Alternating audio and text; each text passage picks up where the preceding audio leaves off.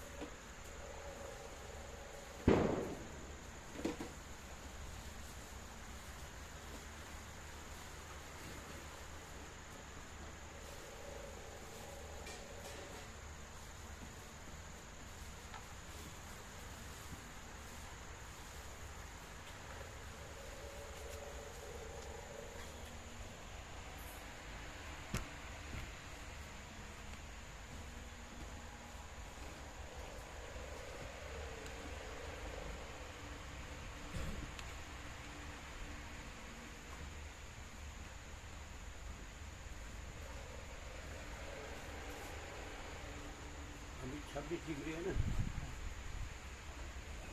गर्मी है क्या?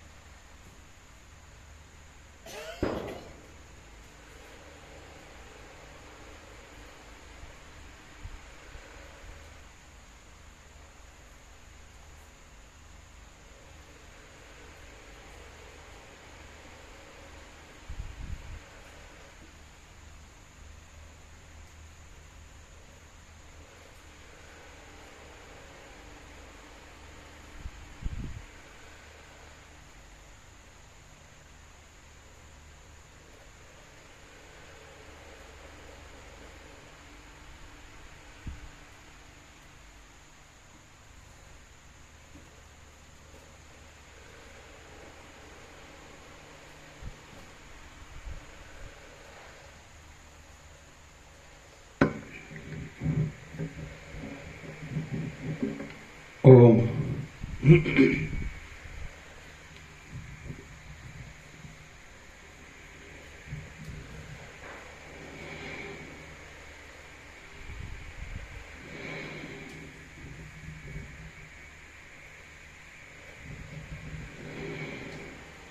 परम चिदाकाश,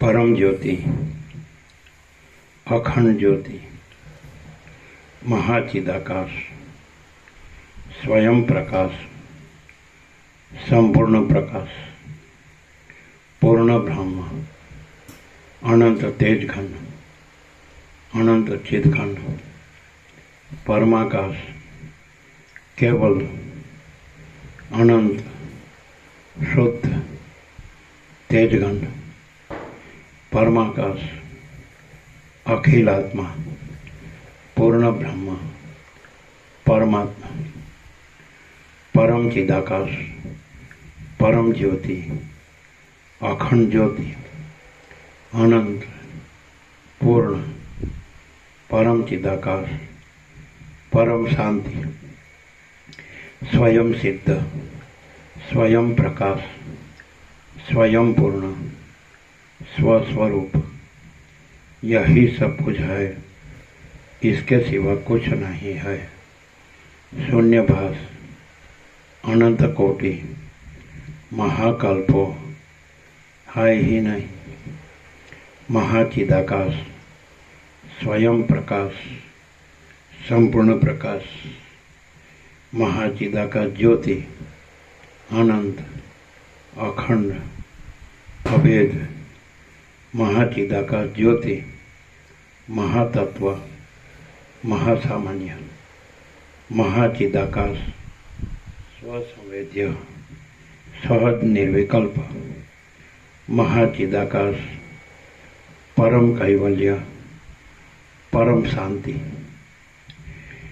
પરમ ચિદાકાશ, અનંત, પૂર્ણ, નિરપેક્ષ સત, અનંત, સંપૂર્ણ, અપરિહી, નિર્ભ્રાંત, નિરપેક્ષ, વસિષ્ઠરામ નિર્વાણ પૂર્વાર્થ.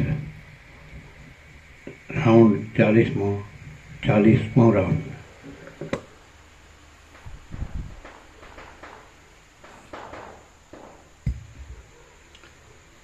આદ્ય પરબ્રહ્મ સદગુરુ દેવ કી જય.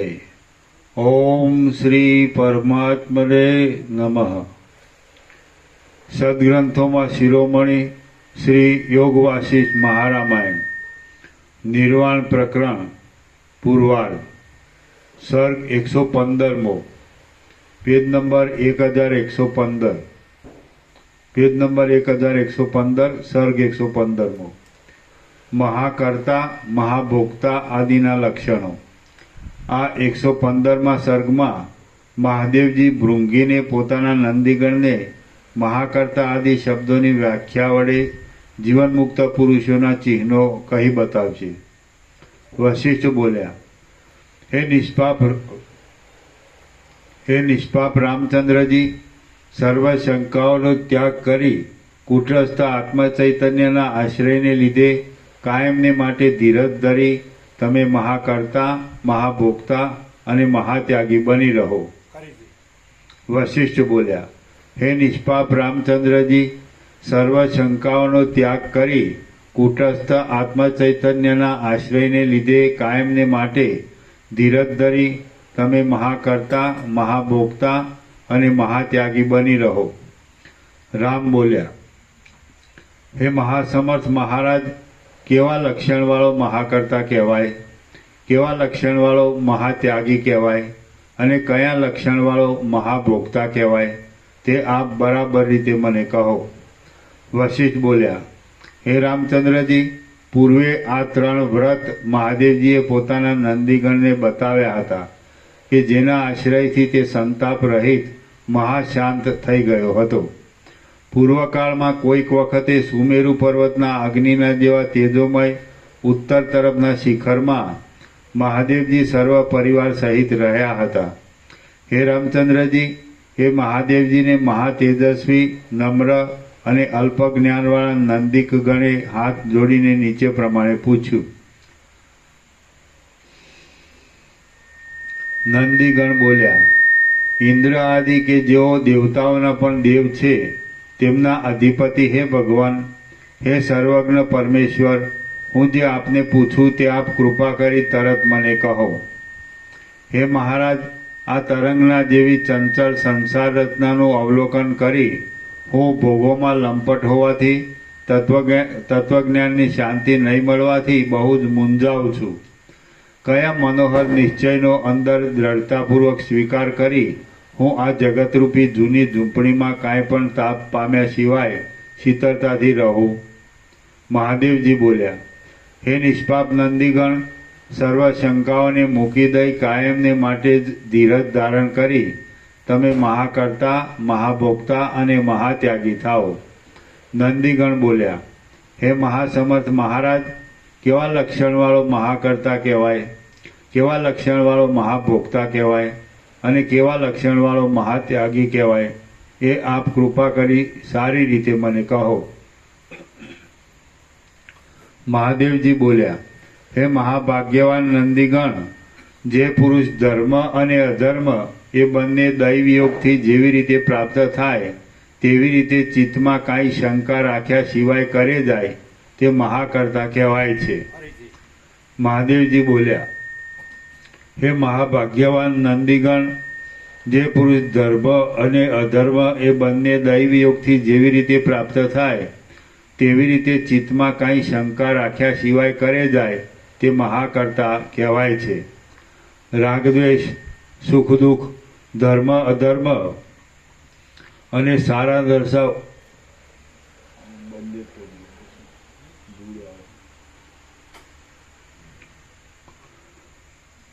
રાગદ્વેષ, સુખ દુઃખ, ધર્મ અધર્મ અને સારા નરસા ઉત્પન્ન કરનારા કર્મોને જે નિષ્કામ મન વડે આચરે છે તે મહાકર્તા કહેવાય છે. જે પુરુષ તત્વવેત્તાઓના કર્મો કરતો રહી નિર્મળ, અદેખાઈ અને અહંકાર રહિત થઈ કોઈ વખતે ફળ ન મળે તો પણ તેમાં ખેદ પામ્યા વિના આવી પડેલા કર્મો કરે જાય તે મહાકર્તા કહેવાય છે. શુભાશુભ કાર્યોમાં દુષ્ટ શંકા વડે કલ્પી કાઢેલા ધર્મ અને અધર્મથી જેની બુદ્ધિને લેપ લાગતો નથી તે મહાકર્તા કહેવાય છે. જે સર્વત્ર સ્નેહ રહિત હોવાથી કોઈ જાતની ઈચ્છા રાખ્યા સિવાય સાક્ષીની જેમ તટસ્થ રીતે રહી કાર્યમાં પ્રવૃત્તિ કરે છે તે મહાકર્તા કહેવાય છે. જે પુરુષ સર્વત્ર સમાનતાવાળી સ્વચ્છ બુદ્ધિ વડે ઉદ્વેગ અને આનંદ એ બંનેથી રહિત થઈ જઈ શોક હર્ષના નિમિત્તો પ્રાપ્ત થાય તો પણ શોક કે હર્ષ કરતો નથી તે મહાકર્તા કહેવાય છે. જે પ્રારબ્ધ યોગે આવી પડેલા કાર્યો કરવાના યોગ્ય કાળમાં એ કાર્ય સિદ્ધિને અનુકૂળ ક્રિયા કરતો હોય અને કશામાં તેનું મન બંધાયું ન હોય તે મહાબુદ્ધિમાન તત્વજ્ઞ પુરુષ મહાકર્તા કહેવાય છે.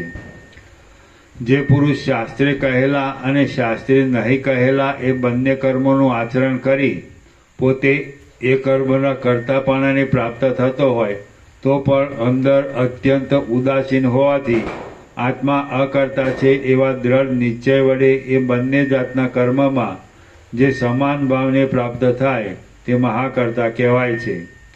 જે પુરુષ શુભાશુભ કર્મ કરતો હોય તો પણ સ્વાભાવિક પોતે શાંત હોવાથી પોતાની સ્વાભાવિક સમાનતાને છોડતો નથી તે મહાકર્તા કહેવાય છે. જેનું ચિત્ત જન્મ, સ્થિતિ, નાશ, ઉદય અને અસ્ત એ બધામાં સમાન જ રહે છે તે મહાકર્તા કહેવાય છે. જે પુરુષ કશાનો દ્વેષ કરતો નથી તેમ કંઈ ઈચ્છા પણ કરતો નથી અને પ્રારબ્ધ યોગથી જે કાંઈ આવી મળે તે સર્વ ભોગવી લે છે તે મહાભોગતા કહેવાય છે. જે પુરુષ ઇન્દ્રિયો વડે વિષયો ગ્રહણ કરતો હોય તો પણ આત્માના અસંગપણાના અને અકર્તાપણાના નિશ્ચયને લીધે અથવા પોતાનું ચિત્ત પૂર્ણ આત્મામાં ચોંટેલું હોય તેને લીધે જે કાંઈ ગ્રહણ કરતો નથી. જે હાથ પગ વગેરે અવયવ વડે કર્મ કરે છે તો પણ અંદર નિષ્ક્રિય આત્માનું જ્ઞાન હોવાને લીધે જે કાંઈ કરતો નથી અને જે અન્નાદિનું ભોજન કરતો હોય તો પણ આત્મા ભૂખ તરસ આદિ ધર્મોથી રહિત અને નિત્ય તૃપ્ત છે એવા નિશ્ચય વડે તે જમતો નથી તે મહાભોગતા કહેવાય છે. જે પુરુષ સર્વ લોક વ્યવહારને બુદ્ધિમાં કંઈ ખેદ લાવ્યા વિના સાક્ષીની જેમ નિષ્કામપણાથી જોયા કરે છે તે મહાભોગતા કહેવાય છે.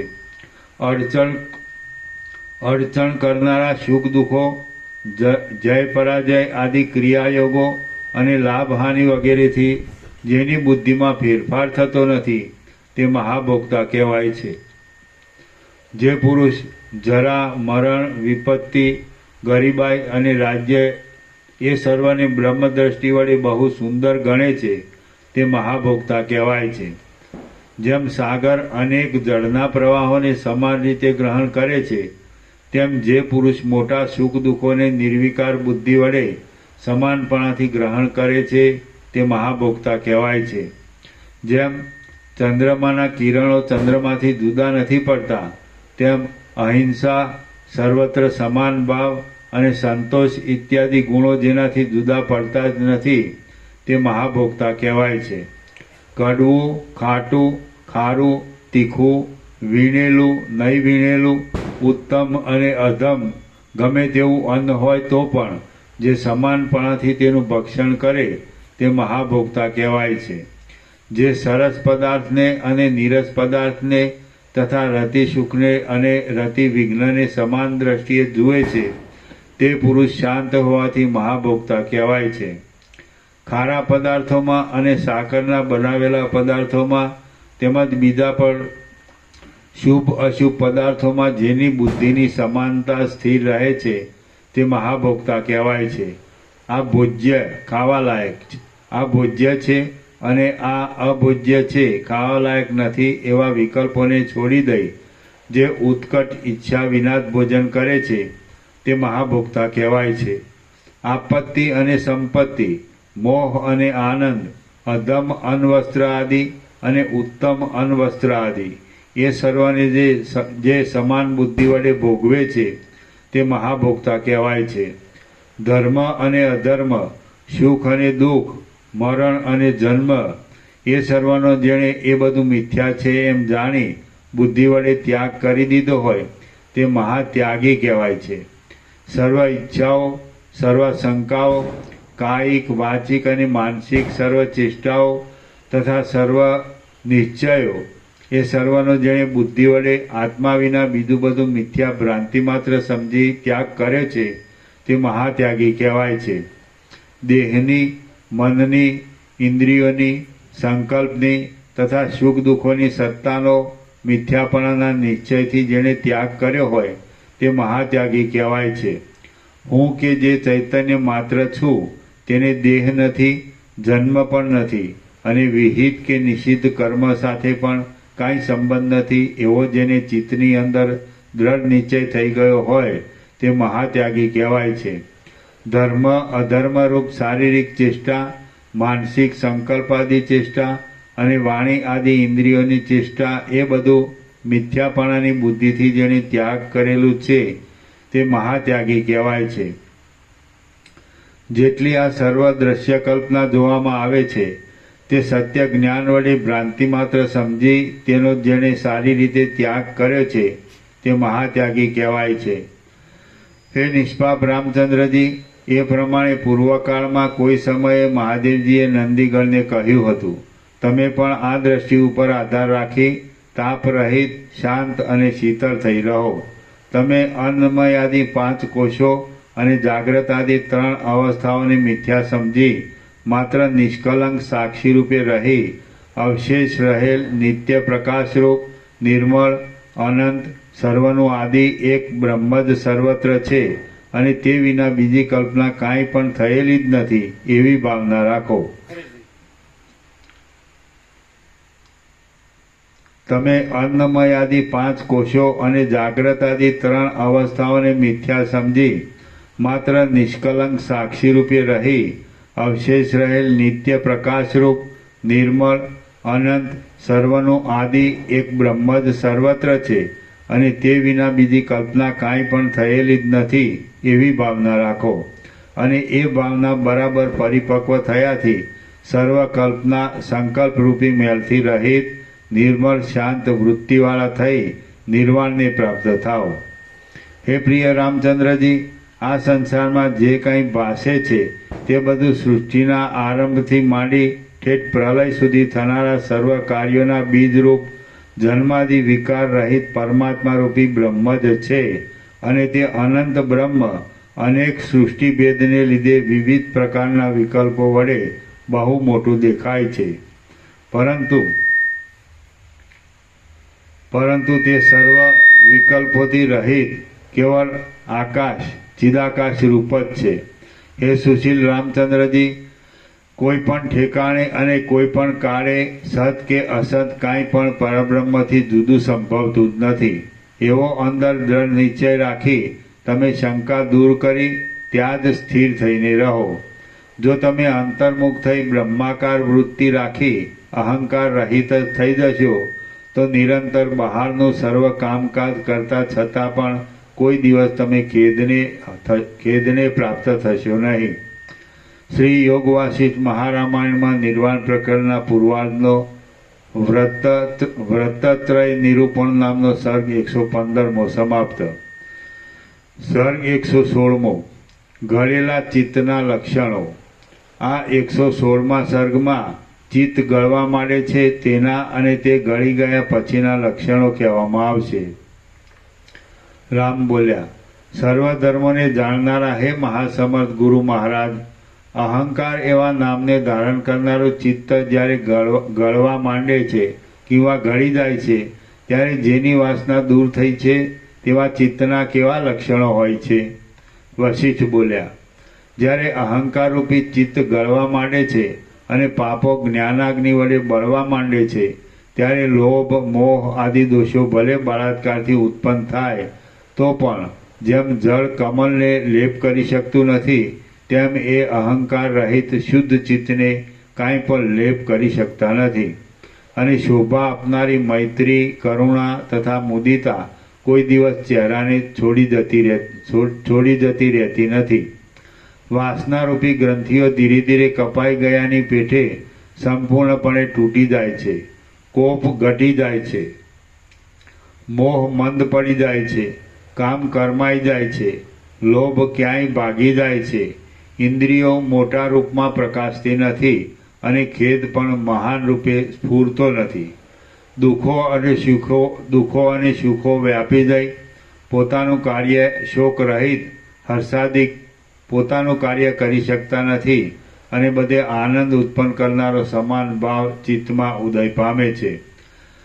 કદાચિત પ્રારબ્ધની પ્રબળતાને લીધે જો કોઈ વખતે ચહેરા પર સુખ દુઃખાદિક દેખવામાં આવે તો પણ તે ફક્ત દેખવા માત્ર જ હોય છે, પરંતુ તેની બુદ્ધિમાં તુચ્છ હોવાથી ચિત્તને કાંઈ પણ લેપ કરી શકતા નથી. જ્યારે ચિત્ત ગળવા માંડે છે ત્યારે એ સુશીલ મહાત્મા પુરુષ દેવના ગણને પણ ઈચ્છા કરવા લાયક થઈ જાય છે અને તેનામાં સમાનતારૂપી શીતળ ચાંદની ઉદય પામે છે. એ રીતે ગળેલા ચિત્તવાળો પુરુષ શાંત, મનોહર, બીજાઓને સેવવા યોગ્ય, કોઈના ધારેલા કામમાં રોકાણ ન કરનાર, નમ્ર, શોક હર્ષાદિક નહીં થવાને લીધે વૃદ્ધિ પામેલા સ્વચ્છ અને મહત્તાવાળા શરીરને ધારણ કરે છે. આ સંસારરૂપી ભ્રાંતિ વૈભવોથી અને ગરીબાઈથી કપરી છે, વિચિત્રતાવાળી છે અને ઘણી મોટી છે. તો પણ જેનો અહંકાર ગળી ગયેલો છે એવા મહાત્માઓને તે આનંદ કે ખેદ ઉપજાવી શકતી નથી. બુદ્ધિરૂપી પ્રકાશ વડે મેળવી શકાય એવી અને જેનો લાભ થવાથી બીજી સર્વ વિપત્તિઓ નષ્ટ થઈ જાય છે એવી પરમાત્મારૂપી વસ્તુને મેળવવા માટે જે પ્રવૃત્તિ નથી કરતો તે અધમ પુરુષને ધિક્કાર છે. હે પ્રિય રામચંદ્રજી, દુઃખરૂપી રત્નોની ખાંડરૂપ આ સંસાર સાગરને તરી જવાને ઈચ્છનારા પુરુષને ઘણા કાળ સુધી ઉત્તમ પરમપદમાં શાંતિ મેળવવા માટે હું કોણ છું, આ જગત શું છે અને શી રીતે ઉત્પન્ન થયું છે, ખરું તત્વ શું છે અને હલકા ભોગોથી શું થવાનું છે, એવી વિવેક વૈરાગ્યવાળી બુદ્ધિ જ મુખ્ય ઉપાય છે. શ્રી યોગ વાસિષ્ઠ મહારામાયણમાં નિર્વાણ પ્રકરણના પૂર્વાર્ધનો ગલિત ચિત્ત લક્ષણ નામનો સર્ગ 116મો સમાપ્ત. સર્ગ 117મો ઈશ્વાંકુ અને મનુનો સંવાદ. હું કોણ અને જગત કેમ થયું?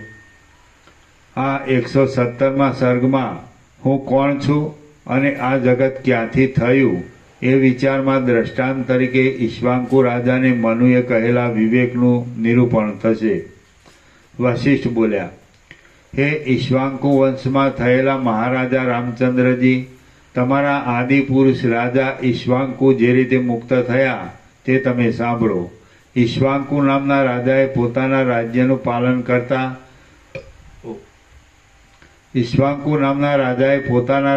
પાલન કરતા એક દિવસ એકાંત સ્થાનમાં બેસી પોતાના મનથી વિચાર કર્યો કે આ દ્રશ્ય પ્રપંચ જગત કે જેની અંદર જરા, મરણ અને સુખ દુઃખ રૂપી અનેક ભ્રાંતિઓ રહેલી છે તે જગત શા માટે થયું હશે અને તેનું કારણ કોણ હશે? એ રીતે પોતાની મેળે વિચાર કર્યો છતાં પણ જ્યારે જગતનું કારણ બરાબર રીતે ન જાણી શક્યા ત્યાર પછી કોઈ એક દિવસે બ્રહ્મલોકથી પધારેલા ઈશ્વાંકુ રાજાએ પૂજા કરેલા અને પોતાની સભામાં બેઠેલા પ્રજાપતિ ભગવાન મનુને તેમણે નીચે પ્રમાણે પૂછ્યું. ઈશ્વાંકુ રાજા બોલ્યા, હે કરુણાના સમુદ્રરૂપી મહાસમર્થ મહારાજ, આપ કૃપા કરી અહીં પધાર્યા છો તેથી હું નિર્ભય થઈને આપને પૂછવા ઉતાવળો થયો છું કે આ સૃષ્ટિ ક્યાંથી ઉત્પન્ન થઈ અને તેનું સ્વરૂપ કેવું છે? આ જગત સંખ્યા વડે અને પરિમાણ વડે કેટલું મોટું છે?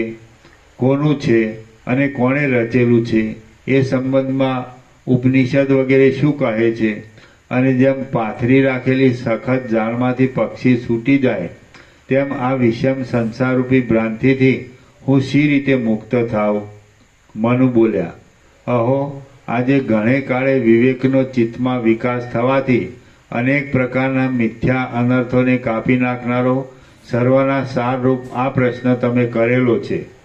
હે રાજા ઈશ્વાંકો, જેમ ગંધર્વનગર અને જાંજવાનું જળ દેખાતા છતાં મિથ્યા જ છે, તેમ આ જે કાંઈ આ દ્રશ્યરૂપે દેખાય છે તે કશું પણ ખરું જોતા છે જ નહીં, અને જે કાંઈ નથી દેખાતું તથા સર્વ નિષેધોના અવધિરૂપ હોવાથી કેમ જાણે સાવ કંઈ ન હોય, શૂન્ય જ હોય એવી રીતે રહેલું છે, તેમજ મન અને ઇન્દ્રિય વડે અગોચર હોવાને લીધે કાંઈ પણ ન હોય એવી સંભાવનાનો જે વિષય કહેવાય છે તે નાશરહિત સત્ય એક જ તત્વ છે, અને તે આત્મા એવા નામથી કહેવાય છે.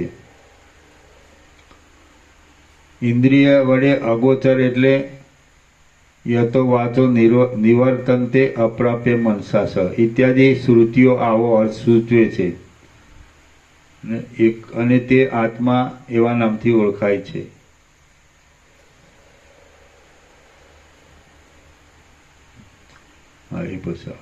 હે રાજા, આ સર્વ દ્રશ્ય પદાર્થોથી ભરપૂર રહેલી સૃષ્ટિની પરંપરા એ આત્મારૂપી મોટા અરીસામાં પ્રતિબિંબની જેમ પડેલી છે. એ બ્રહ્મમાંથી એકોહમ બહુશ્યામ ઇત્યાદિ શ્રુતિ પ્રમાણે પોતાનામાં રહેલી પ્રકટ થવાની સ્ફુરણ શક્તિને લીધે સ્વભાવ વડે જ ઉત્પન્ન થયેલા પ્રકાશરૂપ ચિદાભાસોમાંથી સ્થૂળ સમષ્ટિના અભિમાનને લીધે કેટલાક બ્રહ્માંડપણાને પ્રાપ્ત થાય છે. એકોહમ બહુશ્યામ એનો હું એક છું, અનેકમાં હું પ્રકટ થાવ એવો અર્થ.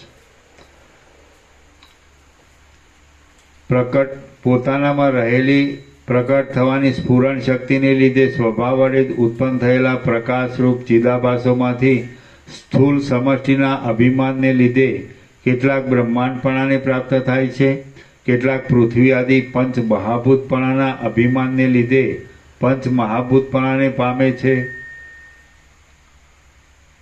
અને બીજા ચિદાભાસો વળી બીજા ભાવને જરાયુજ, અંડજ, સ્વેદજ, ઉદ્ભીજ ઇત્યાદિ ભાવને પ્રાપ્ત થાય છે. એ રીતે મિથ્યા ઉપાધિને લીધે માત્ર ભ્રાંતિ વડે જ આ જગતની સ્થિતિ થઈ રહેલી છે. બાકી ખરી રીતે વિચાર કરતા બંધ પણ નથી અને મોક્ષ પણ નથી. માત્ર નિર્વિકાર બ્રહ્મ જ સર્વત્ર ભરપૂર છે. એમાં ઉપાધિને લીધે થનારું દ્વિત્વ કે એકત્વ પણ નથી. માત્ર સર્વના સારરૂપ એક ચૈતન્ય તત્વ જ પ્રકાશી રહેલું છે. જેમ એક જ જળ તરંગોના ભેદો વડે અનેક રૂપે દેખાય છે, પરંતુ ખરી રીતે તે જળ જ છે, તેમ એ ચિદાત્મા પણ જગતના ભેદો વડે અનેક રૂપે દેખાય છે, પણ ખરી રીતે એ બધું માયાના જ દેખાવો હોવાથી કશું એ નથી. કેવળ એક પરમ તત્વ જ છે. માટે તમે બંધ મોક્ષની કલ્પના દૂર કરી દઈ સંસારના ભયથી રહિત થઈ જઈ અને સર્વના સારરૂપ નિર્ભય પરમ પદનો જ આધાર રાખી સ્વસ્થ થઈને રહો. શ્રી યોગ વાસિષ્ઠ મહારામાયણમાં નિર્વાણ પ્રકરણના પૂર્વાર્ધના ઈશ્વાંકો અને મનુનો સંવાદ નામનો સર્ગ 117મો સમાપ્ત. સર્ગ 118મો સૃષ્ટિ વિશેના પ્રશ્નનો ઉત્તર અને આત્મદર્શન. આ 118મા સર્ગમાં સૃષ્ટિ ક્યાંથી, ક્યારે અને કોણે રચી તથા તે કોની છે એ પ્રશ્નોના ઉત્તર અને આત્મદર્શનના ઉપાય મનુ કઈ બતાવશે. મનુ બોલ્યા, હે રાજા ઈશ્વાંકો, જેમ જળ તરંગનો આકાર લે છે તેમ શુદ્ધ ચૈતન્ય જ્ઞાન સંકલ્પને લીધે અંતઃકરણની ઉપાધિમાં પ્રતિબિંબની જેમ પડીને તેનો જીવ ભાવે વિકાર થાય છે, અને તે જીવો પ્રથમથી જ પરમેશ્વરના સંકલ્પ વડે પ્રગટ થઈ રહેલા આ સંસારમાં જન્મ મરણ આદિ વિકારને પામે છે. વસ્તુતઃ વિચારતા સુખ દુઃખની દશાનો મોહ મનમાં જ રહેલો છે, પણ જે શુદ્ધ ચૈતન્ય આત્મા છે તેમાં એ નથી.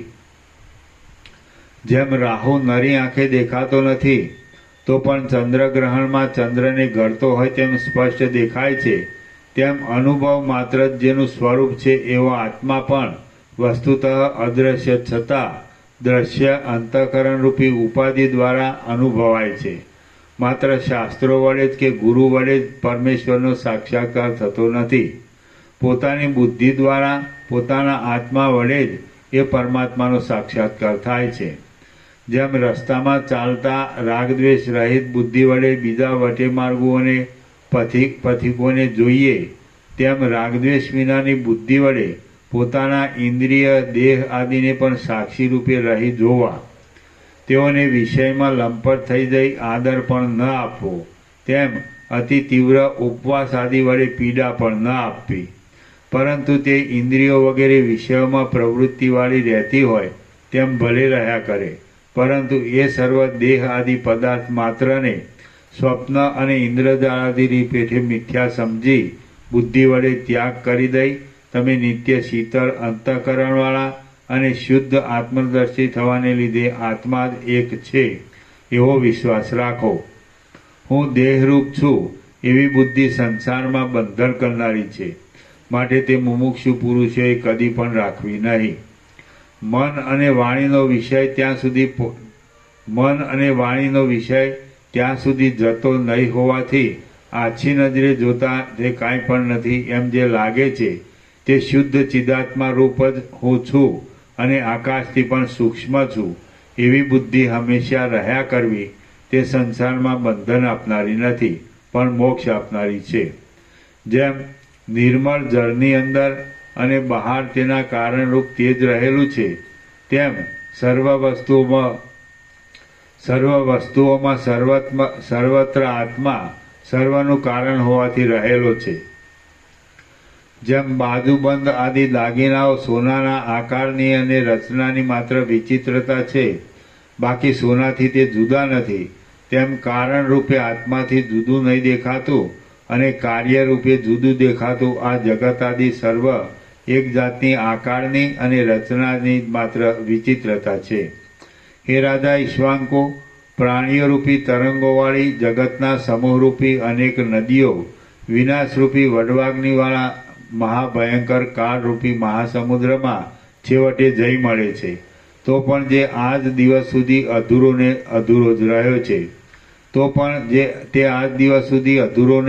જ રહ્યો છે, તેવા કાળરૂપી સમુદ્રનું પણ જે પાન કરી જાય છે, એવા આત્મારૂપી મોટા અગત્ય મુનિની તમે સદાકાળ ભાવના રાખો.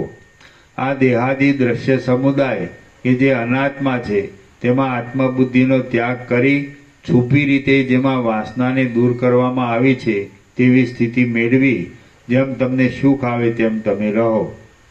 જેમ પોતાની છાતી પર સૂઈ ગયેલા છોકરાને ભૂલી જઈ પુત્રને માટે તેની માં રોવા બેસે, તેમ આ સર્વ મનુષ્ય ખરું તત્વ આત્મારૂપ હોવાથી પોતાની પાસે જ રહેલું હોવા છતાં તેને ભૂલી જઈ શોક કરે છે. જ્યારે શરીર નાશ પામે છે ત્યારે આત્મા કે જે અજર અમર છે તેને નહીં ઓળખી હું અનાજ છું, હું મરું છું, મારો નાશ થયો એમ મનુષ્ય અજ્ઞાનને લીધે જ હાય હોય કરે છે. જેમ જળ પવન વડે તરંગો ઉછળવાથી નાના પ્રકારના તરંગ આદિ આકારે દેખાય છે, તેમ ચૈતન્ય રૂપ બ્રહ્મ પણ સંકલ્પને લીધે જ જગત રૂપે અનેક આકારે દેખાય છે. સંકલ્પરૂપી કલંક વગરના ચિત્તને આત્મામાં જ રોકી રાખી કલ્પના રહિત થઈ જઈ આ વ્યવહાર માર્ગમાં દેહાદિક વડે વ્યવહાર કર્યા છતાં પણ તેને આભાસ માત્ર સમજી પરબ્રહ્મની પેઠે તમે નિર્વિકાર, સ્વસ્થ અને સુખી થઈને રહો તથા આ રાજ્યનું પણ રક્ષણ કરો. શ્રી યોગ વાસિષ્ઠ મહારામાયણમાં નિર્વાણ પ્રકરણના પૂર્વાર્ધનો સૃષ્ટિ વિશેના પ્રશ્નનો ઉત્તર અને આત્મદર્શન નામનો સર્ગ 118મો સમાપ્ત. સર્ગ 119મો. બંધ મોક્ષમાં પુરુષ સ્વતંત્ર છે. આ 119મા સર્ગમાં પુરુષને બંધ અને મોક્ષ થવામાં સ્વતંત્રપણું તથા વિદ્યાશક્તિ અને અવિદ્યાશક્તિ વડે સત્યાસત્ય આત્માના નિશ્ચયને મોક્ષનું અને બંધનું કારણ કહેવાશે. મનુ બોલ્યા, સર્વવ્યાપી એ પરમાત્મા અજ્ઞાની પુરુષની દ્રષ્ટિમાં બાળકની પેઠે અવિદ્યાશક્તિ વડે આ સૃષ્ટિરૂપી ચેષ્ટાઓ વડે ક્રીડા કરે છે અને જ્ઞાનવાનની દ્રષ્ટિમાં સંહારના રૂપમાં વિદ્યાશક્તિ વડે સર્વ સૃષ્ટિનો મૂળ સુદ્ધા લય કરી દઈ કેવળ કૂટસ્થ અદ્વિતીય પોતાના આત્મામાં જ સર્વદા રહે છે. એ આત્મામાં એવી શક્તિ પણ પોતાની મેળે જ ઉદય પામે છે કે જેથી તે જીવભાવને પ્રાપ્ત થઈ બંધાઈ જાય છે, અને એવી શક્તિ પણ તેમાં પોતાની મેળે જ ઉદય પામે છે કે જેથી તે બ્રહ્મરૂપ થઈ જઈ મુક્ત થઈ જાય છે. આમાં પહેલી અવિદ્યાશક્તિ અજ્ઞાન અને બીજી વિદ્યાશક્તિ જ્ઞાન એમ સમજવું. જેમ ચંદ્ર, સૂર્ય, અગ્નિ, તપાવેલું લોઢું અને રત્ન એ વગેરેમાં નોખા નોખા પ્રકારની કાંતિઓ તેથી જુદી નહીં છતાં જુદી જુદી કલ્પવામાં આવે છે. વૃક્ષથી પત્રપુષ્પ આદિ જુદા નહીં છતાં જુદા કલ્પી લેવાય છે, અને ઝરણાથી તેના છાંટા જુદા ન હોવા છતાં જુદા કલ્પાય છે. તેમ આ જગતની અને આદિની વિચિત્રતાથી એ સર્વ ખૂબ જ ફેલાયેલી ને અનંત પરબ્રહ્મથી જુદું નહીં છતાં કેવળ જુદું કલ્પી લીધેલ છે, અને તે જગતને બ્રહ્મરૂપે નહીં જાણનારા અજ્ઞાની પુરુષને દુઃખ આપનાર થાય છે, તથા તે બ્રહ્મરૂપ છતાં કેમ જાણે બ્રહ્મરૂપ ન હોય તેવું થઈ રહ્યું છે. હે પ્રિય પુત્ર ઈશ્વાંકો, અહો, જગતને મોહમાં નાખનારી આ માયા કોઈ વિચિત્ર તરહની છે કે પોતાનું સ્વરૂપ અંદરના અને બહારના સર્વ સ્થાનોમાં ભરપૂર હોવા છતાં આત્મા પણ તેને દેખતો નથી. આ સર્વ જગત ચિદાત્મારૂપી અરીસામાં પ્રતિબિંબવાળું થઈ અરીસામાં પ્રતિબિંબ રૂપે દેખાતા નગર આદિકની પેઠે આભાસ માત્ર દેખાય છે. એવી ભાવના રાખી જે પુરુષ ઈચ્છા વગરનો આપતકામ થઈ રહે તે બ્રહ્મરૂપી અભેદ કવચને ધારણ કરનારો વિવેકી પુરુષ જ સુખી છે. અહંકાર રહિત દ્રશ્ય માત્રના અભાવરૂપ એક ચેતન સત્તા વડે આ સર્વ શૂન્ય આધાર વિનાનું અને ચૈતન્યરૂપ છે એવી સદાકાળ ભાવના રાખવી. આ સારું છે અને આ નઠારું છે એ જ તમને દુઃખ દેવામાં બીજરૂપ છે. એ બીજ જો સમાન દ્રષ્ટિરૂપી અગ્નિ વડે બળી ગયું હોય તો પછી દુઃખનો અવસર જ ક્યાંથી હોય? ન જ હોય. હે રાજા, સમદ્રષ્ટિ દ્રઢ બનાવી પ્રબળ પુરુષાર્થથી સંકલ્પ માત્ર છોડી દો, અને તે અભાવના રૂપ શસ્ત્રથી તમે સારા નરસા પદાર્થમાં પ્રિય અપ્રિયપણાની વિષમ કલ્પનાને તરત છેદી નાખો. હે ઈશ્વાંકુ રાજા, સમાધિરૂપી નિર્વિકલ્પ દશા વડે બાહ્યાર્થની ભાવના અને શુભાશુભ કર્મરૂપી અરણ્ય છેદી નાખી આત્મજ્ઞાનને લીધે આકાશથી પણ અતિ સૂક્ષ્મ ભાવને પ્રાપ્ત થઈ તમે શોક રહિત થઈને રહો. તમે પ્રથમ વિવેકનો વિકાસ થતાં સમાધિ બળથી સર્વ બહારની કલ્પનાઓને ટાળી નાખી એક પૂર્ણ પરમાત્મા વડે પરિપૂર્ણ રીતે ભરપૂર થઈ રહેલા આ સર્વ જગતને જુઓ, અને પછી પરમ આનંદરૂપ બ્રહ્મ સુખનો અનુભવ કરી અખંડ એકતાને પ્રાપ્ત થઈ સંસારરૂપી મહાવ્યાધિને નિવૃત્ત કરી શાંતિ વડે સમાનતાવાળા ચાંદનીના જેવા નિર્મળ વાસના અને અજ્ઞાનનો અત્યંત ક્ષય થઈ જવાને લીધે સ્વચ્છતાવાળા શાંત અને સુંદર આકારને ધારણ કરી નિર્ભય ચૈતન્યરૂપ થઈ જાઓ. શ્રી યોગવાસિષ્ઠ મહારામાયણમાં નિર્વાણ પ્રકરણના પૂર્વાર્ધનો ઈશ્વાંકુ અને મનુનો સંવાદ નામનો સર્ગ 119મો સમાપ્ત. સર્ગ 120મો. યોગની 7 ભૂમિકાઓ. આ 120મા સર્ગમાં યોગની 7 ભૂમિકાઓ કહેવાશે. તેમાં પ્રથમની 3 મુમુક્ષુની, છેવટની 3 મુક્તની અને બાકી વચમાની મુક્ત થવાને તૈયાર થયેલાની બતાવી છે. મનુ બોલ્યા, પહેલાં શાસ્ત્રો અને સત્પુરુષોના સમાગમથી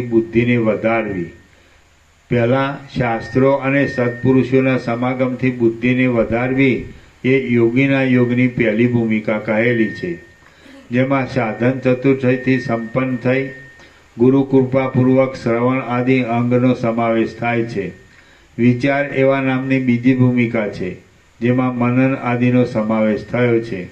ત્રીજી ભૂમિકા અસંગ ભાવના એવા નામની છે, જેમાં એક અસંગ આત્માની નિરંતર ભાવના કરી એટલે નિધિધ્યાસન એ આદિનો સમાવેશ થાય છે. ચોથી ભૂમિકા વિલાપીની એવા નામથી કહેવાય છે કે જેમાં તત્વનો સાક્ષાત્કાર હોવાથી વાસનાઓનો મૂળ સુદ્ધા નાશ થઈ જાય છે. પાંચમી ભૂમિકા સમાધિનો પરિપાક થઈ જવાને લીધે અનુભવાતા ઉત્તમ આનંદ વડે શુદ્ધ ચૈતન્યમય આનંદરૂપ છે કે જેની અંદર નિદ્રા શેષ રહી ગયાથી અડધા ઊંઘતા અને અડધા જાગતા પુરુષની પેઠે જીવનમુક્ત પુરુષ રહે છે. અડધા ઊંઘતા એટલે જેમ કાચી ઊંઘમાં જાગી ઉઠવાથી અડધો ઊંઘતો અને અડધો જાગતો પુરુષ બાહ્ય શબ્દ આદિકનું શ્રવણ કરે તો પણ તેનું ચિત્ત નિદ્રાના સુખમાં ચોંટી રહેલું હોવાથી પ્રત્યુત્તર આદિ વ્યવહાર કરવાને તે ઈચ્છતો નથી. તેમ એ પાંચમી ભૂમિકામાં રહેલો જીવનમુક્ત પુરુષ વ્યુત્થાન કાળમાં પણ પોતાની વૃત્તિ આત્મસુખમાં જ ચોંટેલી હોવાથી વિશેષ વ્યવહાર કરવાને ઈચ્છતો નથી. છઠ્ઠી ભૂમિકા પોતાની મેળે સતત એકધારી રહેનારી અનુભવવાળી બ્રહ્માકાર વૃત્તિરૂપ છે કે જેમાં આનંદના જ એક ગાઢ આકારવાળી યોગીના ચિત્તની સ્થિતિ સુષુપ્તિ અવસ્થાવાળાના જેવી થઈ જાય છે. તે જ શાંત અવસ્થા તુર્યપદ વડે કહેવામાં આવે છે કે જે કેવળ મોક્ષરૂપ જ છે. સમાનતા વડે અને સ્વચ્છતા વડે એકદમ શાંત એવી સાતમી ભૂમિકા તુર્યાતીત કહેવાય છે કે જે પરમ નિર્વાણ રૂપ છે. એ સાતમી ભૂમિકા જ્યારે પાકળ દશામાં આવે ત્યારે વિદેહ મુક્તિ રૂપ કહેવાય છે. એ વિદેહ મુક્તિ જીવતા યોગી પુરુષોનો વિષય નથી. આમાં પ્રથમની ત્રણ ભૂમિકાઓ વ્યવહારિક સત્તાથી જાગ્રત અવસ્થાની પેઠે જગતનું ભાન હોવાથી જાગ્રત કહેવાય છે. ચોથી ભૂમિકામાં જગત સ્વપ્ન જેવું પ્રતીતિમાં આવવાથી તે ભૂમિકા સ્વપ્ન એવા નામથી કહેવામાં આવે છે. પાંચમી ભૂમિકા એક આનંદમાં જ ઘાટાપણાથી સર્વનો લય થતાં સુષુપ્તિ જેવી દશા થઈ જવાને લીધે તે સુષુપ્તિ એવા નામથી કહેવાય છે. છઠ્ઠી ભૂમિકામાં અખંડ બ્રહ્માકાર વૃત્તિ રહેવાને લીધે બીજા પદાર્થ સંબંધી કાંઈ સંકલ્પ નહીં સ્ફુરવાથી તે અસંવેદન રૂપ કહેવાય છે અને તેને તુર્ય એવું નામ આપવામાં આવે છે. સર્વથી ઉત્તમ એવી સાતમી ભૂમિકા તુર્યાતીત કહેવાય છે કે જે અવસ્થા મન વડે કે વાણી વડે વર્ણવી શકાય તેમ નથી તથા સ્વયં પ્રકાશ પરમ પદરૂપ છે. આત્માની અંદર સર્વ દ્રશ્યોનો લય કરી દઈ પ્રત્યાહારને લીધે દ્રશ્યોનો કંઈ પણ સંકલ્પ ન સ્ફુરવા દેવામાં ન આવે તો તે અત્યંત સમાનતા વડે તમે નિસંદેહ મુક્ત જ છો. પ્રત્યાહારના નીચે ટાંચશે. ઇન્દ્રિયોનો અંતર્મુખપણાથી ચિત્તમાં લય થઈ જવો તે પ્રત્યાહારનું સંક્ષિપ્ત રૂપ છે. એ વિશે વિશેષ જાણવા માટે પાતંજલ સૂત્રના દ્વિતીય પાદના 54મા સૂત્રમાં જોવું. આત્માની અંદર સર્વ દ્રશ્યોનો લય કરી દઈ પ્રત્યાહારને લીધે દ્રશ્યોનો કંઈ પણ સંકલ્પ ન સ્ફુરવા દેવામાં ન આવે તો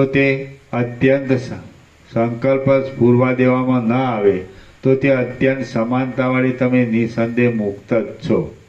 જેની પૂર્ણ બુદ્ધિ ભોગ વડે ઉત્પન્ન થતા સુખ દુઃખોના અંશો વડે લેપાતી નથી તથા હું મરતો પણ નથી અને જીવતો પણ નથી એ બંને દેહ ધર્મ હોવાથી મારામાં નથી તેમ હું કાર્યરૂપ કે કારણરૂપ પણ નથી એવી જેની દ્રઢ બુદ્ધિ હોય તે આત્મનિષ્ઠ પુરુષ શરીરવાળો હોય કિંવા અશરીર શરીર વિનાનો હોય પણ મુક્ત જ કહેલો છે. જે વ્યવહાર કરતો હોય અથવા શાંત થઈ બેઠો હોય, ગૃહસ્થ હોય અથવા એકલો ફરનારો યોગી હોય પણ હું કાંઈ નથી માત્ર એક ચિદાત્મા રૂપ જ છું એમ માનવાથી જીવને શોક કરવો પડતો નથી. હું નિર્લેપ છું, અજર છું, વાસના વગરનો છું, નિર્મળ છું, આસક્તિ રહિત છું અને ચિદાકાશ રૂપ છું એમ માનવાથી જીવને પછીથી શોક કરવો પડતો નથી. હું અંત આદિ વિકારથી રહિત છું, શુદ્ધ બુદ્ધ, પવિત્ર જ્ઞાની, અજર અમર અને શાંત છું. મારો આભાસ સર્વત્ર સમાનપણે રહેલો છે એમ માનવાથી જીવ શોકને પાત્ર થતો નથી. તણખલામાં, આકાશમાં, સૂર્યનારાયણમાં, હાથીઓમાં અને દેવતાઓમાં જે કંઈ સત્યરૂપે રહેલું છે તે જ આત્મતત્વ છે અને હું પણ તે જ છું એમ માનવાથી જીવને ફરીવાર શોક કરવો પડતો નથી. હું કે જે ચૈતન્યરૂપ છું તેનો મહિમા નીચે ઊંચે અને ચોતરફ ફેલાયેલો છે. એ પ્રમાણે અનંત વિલાસવાળા એ પરમાત્માના મહિમાને જાણી લઈ કોણ મરણ આદિના દુઃખોને ભોગવે? કોઈ ન ભોગવે. કોઈ જાતની વાસના બાંધી જે પદાર્થનું સેવન કરવામાં આવે તે અભિષ્ટ હોવાથી સુખ ઉત્પન્ન કરે છે, પરંતુ જે વસ્તુ સુખકારક હોય તે જ પાછી નષ્ટ થતાં દુઃખ ઉત્પન્ન કરે છે. કેમ કે સુખ અને દુઃખ એ બંનેનો સાથે રહેવાનો નિયમ છે. જે પદાર્થ વાસના રાખ્યા વિના અથવા થોડી સાધન દશામાં જરૂર રાખવી પડે છે તેટલી વાસના રાખી સેવવામાં આવે તે કાંઈ સુખ પણ ઉત્પન્ન કરતો નથી અને નાશના સમયમાં તેનો નાશ પણ થઈ ગયાથી દુઃખ પણ આપતો નથી. હે નિષ્પાપ રામચંદ્રજી, ક્ષીણ વાસનાવાળી બુદ્ધિ વડે જે કર્મ કરવામાં આવે તે શેકાવાથી બળી ગયેલા બીજની પેઠે ફરીવાર અંકુરને પેદા કરતા નથી. હે પ્રિય રામચંદ્રજી, દેહ ઇન્દ્રિય આદિ ક્રિયા કરવાના સાધનો વડે કર્મ કરાય છે અને તે દેહ ઇન્દ્રિય આદિ ભિન્ન ભિન્ન હોવાથી તેનો એક જ કરતા અને એક જ ભોગતા શી રીતે ઘટી શકે? ન ઘટી શકે. સર્વ પદાર્થોમાંથી હું અને મારું ઇત્યાદિ વાસનાને છોડી દઈ અજ્ઞાનરૂપી નિદ્રામાંથી જાગ્રત થયેલ પૂર્ણતાવાળો પુરુષ ચંદ્રમાના જેવો શીતળ અને કાંતિ વડે સૂર્યના જેવો પ્રકાશમય ભાસે છે. દેહરૂપી સાલમલી વૃક્ષની સંચિત અને ક્રિયમાણ કર્મરૂપી કપાસની સંપત્તિ જ્ઞાનરૂપી પવનનો ઝપાટો લાગતા ઉડીને ક્યાંક જતી રહે છે. મનુષ્યની સર્વ કળા અનભ્યાસ વડે મહાવરો ન રાખવામાં આવે તો નાશ પામી જાય છે, પરંતુ આ જ્ઞાનરૂપી કળા તો એક વખત જો અંદર પ્રકટ થઈ તો પછી સારા ખેતરમાં વાવેલી સાલની ડાંગરની પેઠે તે દિવસે દિવસે બળાત્કારથી વધવા માંડે છે. જેમ તળાવોમાં અને સમુદ્રમાં એક જળ જ સર્વત્ર રહેલું છે, તેમ સર્વ વસ્તુઓમાં એક આત્મા જ સર્વરૂપે રહેલો છે. હે પ્રિય રામચંદ્રજી, આ સર્વ જગત સંકલ્પના તથા વિચિત્રતાના અનેક સમુદાયો વિનાનું એકમાત્ર સત્તારૂપ જ છે એમ તમે સમજો. શ્રી યોગવાસિષ્ઠ મહારામાયણમાં નિર્વાણ પ્રકરણના પૂર્વાર્ધનો સપ્ત ભૂમિકા વિભાગ નામનો સર્ગ 120મો સમાપ્ત. સર્ગ 121મો. ઉચ્ચ નીચ ગતિમાં ભાવના જ કારણ છે. આ 121મા સર્ગમાં જે ભાવના વડે જીવ અધમલોકમાં જાય છે તે અને જે ભાવના વડે ઉત્તમતાને પ્રાપ્ત થઈ મુક્ત થઈ જાય છે એ બંને ભાવના સારી રીતે વિભાગ કરી મનુ બતાવશે. મનુ બોલ્યા, જ્યાં સુધી વિષયોના ભોગોની આશા રહેતી હોય ત્યાં સુધી આત્માની જીવ એવી સંજ્ઞા રહે છે. એ આશા પણ અવિવેકને લીધે જ ઉત્પન્ન થયેલી છે. ખરી રીતે તો તેમાંનું કાંઈ છે જ નહીં. એ આશા જ્યારે વિવેકને લીધે અજ્ઞાનનો ક્ષય થવાથી દૂર થઈ જાય છે ત્યારે આત્મા જીવપણાને ત્યજી દઈ આ સંસારરૂપી મહારોગથી રહિત થઈ જઈ બ્રહ્મભાવને પ્રાપ્ત થાય છે. આ સંસાર એક ઘટમાળ રેટ છે જે જીવોરૂપી ગડાઓને ઊંચે સ્વર્ગ આદિ ઉત્તમ લોકમાં અને નીચે નરક આદિ અધમ લોકમાં લઈ જાય છે. તે ગડાઓને બાંધી રાખનાર ભોગ ચિંતારૂપી રજ્જુ છે. તે તૂટી જતાં પોતાને સંસારમાં આવવા જવાનું રહેતું નથી. જે પુરુષો અમુક દેહાદી વસ્તુ મારી છે અને હું એ દેહાદિકનો છું એવી વ્યવહારિક ગાઢ ભ્રાંતિને મોહને લીધે સેવે છે તે સઠ પુરુષો અધમમાં અધમ લોકમાં જાય છે. જે લોકોએ હું અમુક દેહાદી પદાર્થોનો છું અને એ દેહાદી પદાર્થ મારા છે અને હું તે રૂપ છું એવા મોહને પોતાની બુદ્ધિ વડે જ્ઞાન થવાથી ત્યાગ કરી દીધો છે તેઓ ઉત્તમમાં ઉત્તમ લોકમાં જાય છે. હે રાજા ઈશ્વાંકો, તમે કંઈ પણ વિલંબ કર્યા સિવાય પોતાનો આત્મા કે જે સ્વયં પ્રકાશ છે તેના આધારે રહો અને જગતને ચારે બાજુ ભરપૂર ચિદાકાશ રૂપે જુઓ. જે વખતે એ પ્રમાણે ચૈતન્યરૂપ આત્માને પરિપૂર્ણ અને અખંડિત અનુભવ વડે સમજવામાં આવે તે જ વખતે આ સંસાર તરી જવાય છે અને મુક્ત થઈ જતા જીવ પરમેશ્વર ભાવને પ્રાપ્ત થાય છે. બ્રહ્મા, ઇન્દ્ર, વિષ્ણુ અને વરુણ જે કરવાને તૈયાર થાય છે એવી તે સર્વ હું કે જે ચૈતન્ય રૂપ છું તે જ કરું છું એવી ભાવના રાખવી. હે પ્રિય ઈશ્વાંકો, જે શાસ્ત્રોમાં જ્યારે જે કાંઈ કહેવામાં આવે છે તે સર્વ સત્ય જ છે. કેમ કે ચિદાત્માનો વિલાસ નિરંકુશ, અનિયમિત અને તેથી જ અચિંત્ય છે. કેવળ શુદ્ધ ચૈતન્યપણાને પ્રાપ્ત થયેલા અને મૃત્યુને તરી ગયેલા ચિત્ત વિનાના પુરુષને જે કાંઈ અનિર્વચનીય આનંદ થાય છે તેની કોને ઉપમા આપી શકાય? કોઈને નહીં.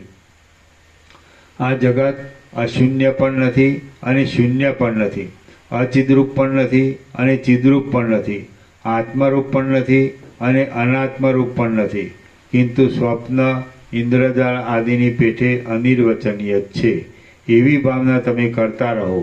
આત્માના પારમાર્થિક રૂપનો સાક્ષાત્કાર થયાથી પ્રકૃતિ શાંત થઈ જાય છે. મોક્ષ નામનો કોઈ દેશ છે તેમ નથી, મોક્ષ નામનો કોઈ દેશ છે તેમ નથી, તેમજ મોક્ષ નામનો કોઈ કાળ છે તેમ પણ નથી. તમે કોઈ બીજી સ્થિતિ મોક્ષ કહેવાય છે તેમ કોઈ બીજી સ્થિતિ મોક્ષ કહેવાય છે તેમ પણ નથી. પરંતુ અહંકારનો અને મોહનો ક્ષય થઈ જતાં આ સર્વદ્રશ્ય રચનાનો પણ જ્ઞાન દ્રષ્ટિથી લય થઈ જાય છે અને જ્યારે અનાદિકાળથી ભૂલાઈ જવાયેલા પોતાના સ્વરૂપનું નિરંતર ચિંતવન નિધિધ્યાસન કરવાથી આત્માના સ્વાભાવિક શુદ્ધ સ્વરૂપનો યોગ્ય સંબંધ થાય છે. એ રીતે જ્યારે આત્માનું પ્રત્યક્ષ દર્શન થાય છે અને આત્મ સાક્ષાત્કાર એવું નામ ધારણ કરે છે ત્યારે એ પોતે જ મોક્ષરૂપ છે. શાસ્ત્રની ચર્ચાઓ કરવાની ચપળ વૃત્તિ જેની શાંત થઈ છે, કાવ્ય કૌતુક આદિથી જરતા અને રસોને ચાખવા જેની વૃત્તિ દૂર થઈ છે અને સર્વ પ્રકારના તુમુલ ભેદભાવો જેણે હાંકી કાઢ્યા છે તેઓ આત્મ સ્વરૂપ જીવનમુક્ત પુરુષ શાંત થઈ પરમ સુખમાં વાસ કરે છે. શ્રી યોગ વાસિષ્ઠ મહારામાયણમાં નિર્વાણ પ્રકરણના પૂર્વાર્ધનો ઈશ્વાંકુ અને મનુનો સંવાદ નામનો સર્ગ 121મો સમાપ્ત. સર્ગ 122મો મુક્ત પુરુષના લક્ષણો. આ 122મા સર્ગમાં આત્મજ્ઞાન વિશે આરૂઢ થઈ રહેલા મુક્ત પુરુષની સ્થિતિનું મનુ તેના લક્ષણો કઈ વર્ણન કરશે. મનુ બોલ્યા, વૃત્તિ બ્રહ્માકાર હોવાને લીધે હર કોઈ બીજા માણસ વડે વસ્ત્રોથી ઢંકાયેલો, યદિચ્છાથી હર કોઈએ ભોજન કરાવાયેલો અને જ્યાં ત્યાં સૂઈ રહેનારો યોગી મનુષ્યના આનંદની પરમ અવધિરૂપ કોઈ મોટો રાજા મંડળેશ્વરની પેઠે અનંત આનંદમાં શોભે છે.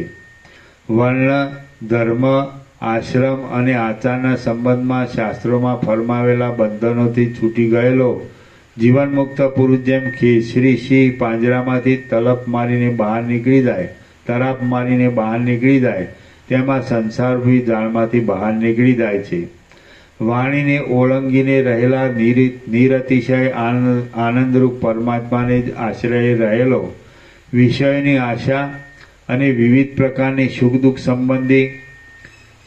સંબંધી દશાઓથી રહિત થઈ ગયેલો એ મહાત્મા પુરુષ આકાશ જેમ શરદ ઋતુમાં કાંઈક અપૂર્વ શોભાને પ્રાપ્ત થાય તેમ કાંઈ અનિર્વચનીય શોભા ધારણ કરે છે. પર્વતમાં રહેલા મહાનંદની પેઠે ગંભીર, પ્રસન્ન અને નિરંતર પરમ આનંદનો સ્વાદ લેવામાં પરાયણ રહેનારો જીવનમુક્ત પુરુષ પોતાના આત્મા વડે આત્મામાં જ આનંદ લીધા કરે છે. સર્વ કર્મફળોનો ત્યાગ કરનારો, નિત્ય તૃપ્ત અને નિરાશ્રયપણે રહેનારો મહાત્મા પુરુષ પુણ્યથી, પાપથી કે બીજા હર્ષ શોકાદિકથી લેપાતો નથી. જેમ સ્ફટિકમણી પ્રતિબિંબ વડે રંગાઈ જઈ બીજા રૂપને નથી પામતો, તેમ તત્વવેત્તા પુરુષ પણ પ્રારબ્ધ યોગે આવી મળેલા સુખ દુઃખ વડે રંગાઈ જઈ વિકારને વશ થતો નથી. તે મનુષ્ય સમુદાયમાં વિહાર કરતા છતાં દેહના છેદન કે પૂજન વડે કેમ જાણે તે બંને પ્રતિબિંબમાં થતા હોય તેવી રીતે શોક કે હર્ષને પ્રાપ્ત થતો નથી. એ જીવન મુક્ત પુરુષ તેની પૂજા કરવાથી કોઈ પ્રશંસા કરતો નથી અને પૂજા નહીં કરવાથી કાંઈ બીજા ક્રોધ આદિ વિકારો તેનામાં આવતા નથી. તે સર્વ આચારો અને નીતિના ક્રમો વડે પોતાનો લોકાચાર વ્યવહાર નિભાવે છે, પરંતુ અંદરથી છૂટેલો હોય છે. એના એટલે જીવનમુક્ત પુરુષથી લોકોને ખેદ થતો નથી અને લોકોથી તે ખેદ પામતો નથી. રાગ, દ્વેષ, ભય અને આનંદના નિમિત્તરૂપ વિષયો વડે તે કોઈ દિવસ પ્રારબ્ધના બળથી જોડાઈ જાય છે અને કોઈ વખત પ્રારબ્ધના બળથી ત્યાગ કરાય છે. એ મહાશય પુરુષ ખરું જોતા કોઈ કુશળની પણ સમજમાં આવી શકતો નથી અને અંતઃકરણ શુદ્ધ હોવાને લીધે પોતે સરળ હોવાથી નાનું બાળક પણ વ્યવહાર દ્રષ્ટિએ તેનું માપ બાંધી લે છે. હે ઈશ્વાંકુ, એવો જીવનમુક્ત પુરુષ કાશી આદિ કોઈ તીર્થમાં પોતાના દેહનો ત્યાગ કરે, કોઈ ચાંડાલને ઘેર દેહ છોડે, અથવા ભલે કોઈ દિવસે દેહનો ત્યાગ ન જ કરે કિંવા ચાલુ ક્ષણમાં શરીરનો ત્યાગ કરે, પરંતુ વાસના રહિત હોવાથી જ્ઞાન પ્રાપ્તિ થવાના સમયમાં જ દેહ આદિ સર્વ તેની દ્રષ્ટિમાં બાધિત થઈ જવાને લીધે તે મુક્ત જ છે. તે દેહ મુક્ત જ છે. તે દેહ મુક્ત જ છે. દેહ આદિ હું છું એવી ભ્રાંતિ થવી એ જ બંધન આપનારી છે અને જ્ઞાન વડે તેનો ક્ષય થઈ જાય છે. ઐશ્વર્ય અને વૈભવોની ઈચ્છા રાખનારા પુરુષને એ જ્ઞાનનિષ્ઠ પુરુષ જ પૂજવા યોગ્ય છે, સ્તુતિ કરવા લાયક છે, નમસ્કાર કરવા યોગ્ય છે, યત્નથી દર્શન કરવા લાયક છે અને પગે પડવા લાયક છે. હે પ્રિય ઈશ્વાંકુ રાજા, સંસારરૂપી મહાવ્યાધિથી રહિત થઈ ગયેલા બ્રહ્મનિષ્ઠ સજ્જનોની ભક્તિ વડે જે પરમ પવિત્ર પદ મળે છે તે યજ્ઞોથી, તીર્થોથી, તપોથી કે દાનોથી મળતું નથી. વશિષ્ઠ બોલ્યા. ઉપર પ્રમાણે કહી ભગવાન મનુ બ્રહ્મલોકમાં ચાલ્યા ગયા અને ઈશ્વાંકુ રાજા પણ એ દ્રષ્ટિનો આધાર રાખી સ્થિર થઈ રહ્યા. શ્રી યોગવાસિષ્ઠ મહારામાયણમાં નિર્વાણ પ્રકરણના પૂર્વાર્ધનો ઈશ્વાંકુ પ્રબોધન નામનો સર્ગ 122મો સમાપ્ત. સર્ગ 123મો. અજ્ઞાની સિદ્ધો કરતા જ્ઞાનીની વિશેષતા. આ 123મા સર્ગમાં જ્ઞાનનિષ્ઠ પુરુષની આકાશગમન અને અણિમાદિક સિદ્ધિઓ વિશે પોતાની પૂર્ણતાને લીધે ઈચ્છા ન થવી એ બીજા અજ્ઞાની સિદ્ધો કરતા વિશેષતા છે એમ કહેવાશે. રામ બોલ્યા. હે આત્મવેદતાઓમાં શ્રેષ્ઠ મહાસમદ ગુરુ મહારાજ, જેવા આપ કહો છો તેવા જો જીવન મુક્તના લક્ષણ હોય તો પછી એ સુબુદ્ધિમાન પુરુષમાં બીજાના કરતાં અવનવી વિશેષતા શી રહે છે? વશિષ્ઠ બોલ્યા. જ્ઞાનનિષ્ઠ જીવનમુક્ત પુરુષની બુદ્ધિ એક અંશમાં વિશેષે કરીને રહે છે. તે એ જ કે સદા સંતોષમાં રહેનારો અને શાંત ચિત્તવાળો એ જીવનમુક્ત પુરુષ બીજા કશામાં નહીં રોકાતા ફક્ત આત્મામાં સ્થિર થઈ રહે છે. મંત્રની સિદ્ધિવાળા, તપની સિદ્ધિવાળા અને તંત્રની સિદ્ધિવાળા પુરુષોએ ઘણીવાર આકાશગમન વગેરે સિદ્ધિઓ મેળવેલી હોય છે. તેમાં શી નવી વાત છે? કાંઈ નહીં. તેવા પુરુષોએ યત્ન વડે મળી શકે તેવું હોવાથી અણિમાદિક ઐશ્વર્ય પણ ઘણીવાર મેળવ્યું છે, પરંતુ આત્મદર્શી પુરુષ તેને વળગવા જતો નથી. એ જ તેમાં વિશેષતા રહી છે. એની આ મૂળ બુદ્ધિવાળા પુરુષોના જેવી સહજ નથી. એ મહાબુદ્ધિમાન જીવનમુક્ત પુરુષનું શુદ્ધ ચિત્ત સર્વત્ર આસ્થા વગરનું હોવાથી પરમ વૈરાગ્યને લીધે સર્વ વિષયો તરફ પ્રીતિ વગરનું રહે છે અને તેને લીધે જ એ મહાત્મા કોઈ ભોગ્ય વસ્તુમાં લોલુપ થઈ બંધાઈ જતો નથી. ઘણા કાળની સંસારરૂપી ભ્રાંતિ શાંત થઈ જવાને લીધે પરમ તત્વમાં શાંતિ પામેલા અને સર્વ ધર્મથી રહિત પરબ્રહ્મ જ જેનું સ્વરૂપ છે એવા જીવનમુક્ત પુરુષનું એ જ મુખ્ય લક્ષણ છે. તેનામાં કામ, ક્રોધ, લોભ, મોહ અને શોક ઇત્યાદિ આપદાઓ પ્રતિદિન અત્યંત ક્ષીણ થતી જાય છે. શ્રી યોગવાસિષ્ઠ મહારામાયણમાં નિર્વાણ પ્રકરણના પૂર્વાર્ધનો જ્ઞાનીની વિશેષતા નામનો સર્ગ 123મો સમાપ્ત. સર્ગ 124મો. મૃગ અને પારધીના પ્રસંગથી તુર્યાવસ્થાનું કારણ. આ 124મા સર્ગમાં જીવોનું નિષ્કારણપણું, વિષયોમાં પ્રીતિ થતાં બંધાઈ જવું, જીવના રૂપો, અવસ્થાઓ અને મૃગ તથા વ્યાધના પ્રસંગથી તુર્યાવસ્થાનું વર્ણન આવશે. વશિષ્ઠ બોલ્યા, જેમ કોઈ એક બ્રાહ્મણ શુદ્ર સ્ત્રીની કામના થતાં તેના સંભોગ સહવાસ આદિની દુષ્ટ ઈચ્છાથી પોતાની યોગ્ય સાત્વિક બ્રાહ્મણ ધર્મને ધીરે ધીરે ભૂલી જઈ ઘણે કાળે શુદ્રતાનો અંગીકાર કરી લે છે, તેમ જીવ પોતે ઈશ્વરરૂપ છતાં બુદ્ધિ આદિની સંગતિને લીધે એ બુદ્ધિએ બતાવેલી ભોગોની આશાથી પોતાનું શુદ્ધ સ્વરૂપ ભૂલી જઈ જીવભાવનો અંગીકાર કરી લે છે. ભોગતા અને ભોગ્ય બે પ્રકારના પ્રાણીઓ દરેક સૃષ્ટિમાં હિરણ્ય ગર્ભમાંથી ગંધર્વનગરની પેઠે પોતાના તેવા સંસ્કારો અનુસાર પ્રગટ થાય છે અને ખરી રીતે તે મિથ્યા હોવાથી સ્વપ્નમાં ઉત્પન્ન થયેલા ગળો આદિ પદાર્થની જેમ કોઈ જાતની સાધન સામગ્રી વિના જ પ્રગટ થયેલા હોય છે. હે પ્રિય રામચંદ્રજી, એ જીવો ઈશ્વર કે હિરણ્ય ગર્ભ છે, તેમાંથી અજ્ઞાન વડે પોતે જુદે રૂપે પ્રગટ થઈ પછી પોતાના કરેલા કર્મો વડે વારંવાર અનેક જન્મોને અનુભવે છે. એવી જાતનો તેઓના જન્મનો અને કર્મનો કાર્યકારણ ભાવ છે.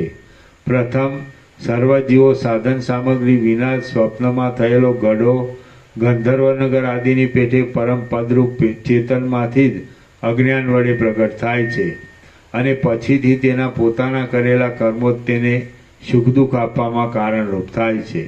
દેહાદિમાં આત્મબુદ્ધિ થવાથી ઉત્પન્ન થયેલો સંકલ્પ જ કર્મનું કારણ છે. સંકલ્પ થવો એ જ પાપ, પુણ્ય, પ્રવૃત્તિ, ભોગવાસના ઇત્યાદિ ઉત્પન્ન કરી બંધનનું કારણ થાય છે. માટે તે સંકલ્પનો તમે ત્યાગ કરો. નિસંકલ્પ દશા રહેવી એ જ મોક્ષ છે. માટે તમે તેનો અભ્યાસ કરવામાં મશગુલ રહો. આ ગ્રાહ્ય છે અને આ ગ્રાહક છે એવી ભેદની ભ્રાંતિથી થનારી સંકલ્પ દશાને નિરંતર તમે ધીરે ધીરે છોડતા રહી શુદ્ધ સાક્ષીમાં જ એકાગ્રપણાથી સાવધ થઈ રહો. તમે ગ્રાહ્ય રૂપ પણ ન થાઓ અને ગ્રાહક રૂપ પણ ન થાઓ, પરંતુ સર્વ ભાવનાને છોડી દઈ જે સર્વના સાક્ષી રૂપે અવશેષ રહે છે તે સાક્ષીમાં જ તમે એક રસ રૂપે થઈને રહો. હે નિષ્પાપ રામચંદ્રજી, જે વિષય તરફ ઇન્દ્રિય સમૂહ જાય છે તેમાં જો પ્રીતિ થઈ તો જીવ આસક્તિ વડે બંધાય છે અને જો તેમાં વૈરાગ્ય રહે તો છૂટી જાય છે. જો કંઈ પણ વસ્તુ તમને ગમતી હોય તો તમે આ સંસારની સ્થિતિમાં બંધાયેલા છો. જો કંઈ પણ વસ્તુ તમને ગમતી હોય તો તમે આ સંસારની સ્થિતિમાં બંધાયેલા છો અને જો કંઈ પણ તમને ગમતું ન હોય તો તમે આ સંસારની સ્થિતિથી મુક્ત જ છો. માટે તૃણથી માંડી ઠેઠ હિરણ્ય ગર્ભ સુધી સ્થાવર જંગમ સહિત સર્વ દેહોમાંથી અને તેને ભોગવવાના વિષયરૂપ પદાર્થ સમૂહમાંથી તમને કશું પણ મન ગમતું ન થાવ. તમે જે કાંઈ કર્મ કરો છો, ભોજન કરો છો, હોમ કરો છો અને દાન કરો છો તે સર્વ ક્રિયામાં મનનો સંયમ રાખી કુટસ્થ આત્મામાં જ બુદ્ધિનો દ્રઢ નિશ્ચય રાખશો તો તમે કરતા કે ભોગતા કાંઈ નથી. સત્પુરુષો જે થઈ ગયું હોય તેનો શોક કરતા નથી, ભવિષ્યનો વિચાર કરતા નથી અને વર્તમાન કાળમાં નસીબ પ્રમાણે જે આવી મળે તેને હર્ષ શોક વગેરેથી ખેદ નહીં પામતા લઈ લે છે. હે રામચંદ્રજી, તૃષ્ણા, મોહ, મદ આદિ સર્વ વિકારો મનમાં જ રહેલા છે. માટે જ્ઞાનવાન પુરુષે વિવેકવાળા મન વડે વિકારમય મનનું છેદન કરવું. જેમ પાણીદાર ઝીણા લોઢા વડે જ બીજું લોઢું છેદાય છે તેમ સર્વ ભ્રાંતિની શાંતિ થવા સારું મન વડે જ અતિ તીક્ષ્ણ વિવેક દ્વારા બળાત્કારથી મનને મૂળ સુદ્ધા છેદી નાખવું. મળને ધોઈ નાખવામાં કુશળતા ધરાવનારા પુરુષો ક્ષાર આદિ મેલા પદાર્થોથી જ મળને ધોઈ નાખે છે. અસ્ત્ર કુશળ પુરુષો અસ્ત્ર વડે જ અસ્ત્રને નિવૃત્ત કરે છે અને વેદ આદિ લોકો વિષની અસરો બીજા વિષનો સામો ભાગ દઈ મટાડી દે છે. તે પ્રમાણે મન વડે જ વિવેક દ્વારા વિકારી ચિત્તનું છેદન કરવું શક્ય છે. જીવના 3 રૂપ છે, એક સ્થૂળ, બીજું સૂક્ષ્મ અને ત્રીજું પર. એ 3માંથી પર રૂપનો આશ્રય કરો અને પ્રથમના 2 રૂપને છોડી દો. હાથ પગવાળો આ દેહ કે જે ભોગો ભોગવવા માટે હાલે ચાલે છે તે ભોગરૂપી અર્થને સિદ્ધ કરનારું જીવનું સ્થૂળ રૂપ અહીં કહેવામાં આવ્યું છે. હે રામચંદ્રજી, પોતાના સંકલ્પરૂપી આકારને ધારણ કરનારો અને સંસારની સ્થિતિ સુધી રહેનારું ચિત્ત એ જીવનું બીજું આતિવાહિક લોકાંતરમાં જઈ શકે તેવું સૂક્ષ્મ રૂપ છે. જે આદિ અને અંતથી રહિત સત્ય નિર્વિકલ્પ ચૈતન્ય માત્ર જ છે તે એ જીવનું ત્રીજું પર રૂપ છે કે જે જગતને સત્તા અને ગતિ એ બંનેને આપનાર છે. એ તુર્યપદ શુદ્ધ છે, માટે પ્રથમના 2 રૂપનો ત્યાગ કરી તેમાં જ તમે સ્થિર થઈ રહો અને પ્રથમના 2 રૂપમાં આત્મબુદ્ધિ રાખો નહીં. રામ બોલ્યા, હે મુનિશ્રેષ્ઠ, જાગ્રત, સ્વપ્ન અને સુષુપ્તિ એ 3 અવસ્થામાં અલક્ષિતપણે નહીં જણાય તેમ અલક્ષિતપણે રહેલ તુર્યપદનું આપ વિશેષ રીતે વિવેચન કરી મને કહો. વશિષ્ઠ બોલ્યા, જાગ્રતમાં તેમજ સ્વપ્નમાં થનારો અહંકારરૂપી વિક્ષેપ અને સુષુપ્તિમાં થતું તેનું મૂળભૂત અહંકાર નહીં હોવો એ રીતનું અજ્ઞાનનું આવરણ એ બંનેને તથા કારણરૂપે સત અને કાર્યરૂપે અસત જણાતા આ જગતના સદ અસદ ભેદને છોડી દેતા જે નિર્લેપ, સ્વચ્છ અને સમાન નિર્વિકાર પદ સર્વના સાક્ષી રૂપે અવશેષ રહે છે તે તુર્ય કહેવાય છે. વ્યવહાર કાળમાં જીવનમુક્ત પુરુષોને વિશે રહેનારી જે સ્વચ્છ સમાનતાવાળી અને શાંત સાક્ષીની અવસ્થા છે તે તુર્ય અવસ્થા કહેવાય છે. એ અવસ્થા સંકલ્પોની ઉત્પત્તિ જ નહીં થવાથી જાગ્રત કે સુષુપ્ત રૂપ કહી શકાતી નથી. તેમ જડપણાની સ્થિતિનો અભાવ હોવાને લીધે તે સુષુપ્તિ પણ નથી, પણ તે ત્રણેયથી જુદી ચોથી અવસ્થા છે. તેથી તેને તુર્ય અવસ્થાનું નામ આપવામાં આવે છે. આ જગત બરાબરપણે રહ્યા છતાં સારી રીતે બોધને પ્રાપ્ત થયેલા પુરુષની દ્રષ્ટિના ચિત્તના મૂળમાંથી જ્ઞાન વડે દૂર થઈ જવાને લીધે સર્વ શાંત બ્રહ્મરૂપ જ છે. એટલે વિવેકી પુરુષો તેને સર્વદા તુર્ય અવસ્થા કહે છે. બાકી અજ્ઞાની જીવોની દ્રષ્ટિમાં જ આ જગત સ્થિર થઈ રહેલું છે. અહંકારના અંશનો ત્યાગ કર્યાથી સમાનતા નિર્વિકારતાની ઉત્પત્તિ થયાથી અને સમુદ્રમાં નાખેલા લવણની પેઠે ચિત્ત પરમ તત્વમાં જ લીન કરી દીધાથી તુર્યાવસ્થા પ્રાપ્ત થાય છે. હે દેવની ઉપમા આપવા યોગ્ય રામચંદ્રજી, એક વળી બીજું દ્રષ્ટાંત આ સંબંધમાં હું તમને કહું છું તે તમે સાંભળો, કે જેથી તમે જ્ઞાની છો તો પણ આ વાત તમને વિશેષ બોધ થશે. આ વાતનો તમને વિશેષ બોધ થશે. બાણ વાગતા ભયભીત થઈને દોડતા મૃગની પછવાડે ખોળવા માટે ગયેલા કોઈ પારધીએ કોઈ એક જંગલના સર્વથી શ્રેષ્ઠ પ્રદેશમાં મહામૌન જ્ઞાન વડે વાણી આદિ ચેષ્ટાઓને બંધ કરી નિસંકલ્પ રહેવું તેનો આશ્રય કરી બેઠેલા અદ્ભુત મુનિને જોઈ પૂછ્યું કે હે મુનિ, મારા બાણથી વિંધાયેલો મૃગ અહીં આવ્યો છે અથવા એ મૃગ ક્યાં ગયો? એમ પૂછવાથી એ મુનિએ તેને જવાબ આપ્યો કે હે ભલા માણસ, અમે જંગલમાં રહેનારા મુનિ લોકો સદાકાળ સમાન શીલવાળા જ રહીએ છીએ. વળી અહંકાર કે જે અપરિચિત વ્યવહાર કરવાને સમજ છે તે અમારામાં હોતો નથી. હે સખા, મન કે જે અહંકારમય છે તે જ સર્વ ઇન્દ્રિયોના કર્મો કરે છે. વળી મારું ચિત્ત તો ઘણા લાંબા કાળથી સમુદ્રમાં નાખેલા લવણની પેઠે પરમાત્મામાં જ ગળી ગયું છે, એક રસ થઈ ગયું છે. જાગ્રત, સ્વપ્ન કે સુષુપ્ત એમાંની કોઈ પણ દશાને હું જાણતો નથી. હું તુર્ય ચોથી સમાધિરૂપ નિર્વિકલ્પ અવસ્થામાં જ રહું છું. તેમાં કાંઈ પણ દ્રશ્ય પદાર્થ છે જ નહીં. હે રામચંદ્રજી, એ પ્રમાણે તે મુનિશ્રેષ્ઠ મહાત્માના વાક્યો સાંભળી પારધી તેનો કશો અર્થ સમજ્યા વિના પોતાની મનમાનીતી દિશા તરફ ચાલ્યો ગયો.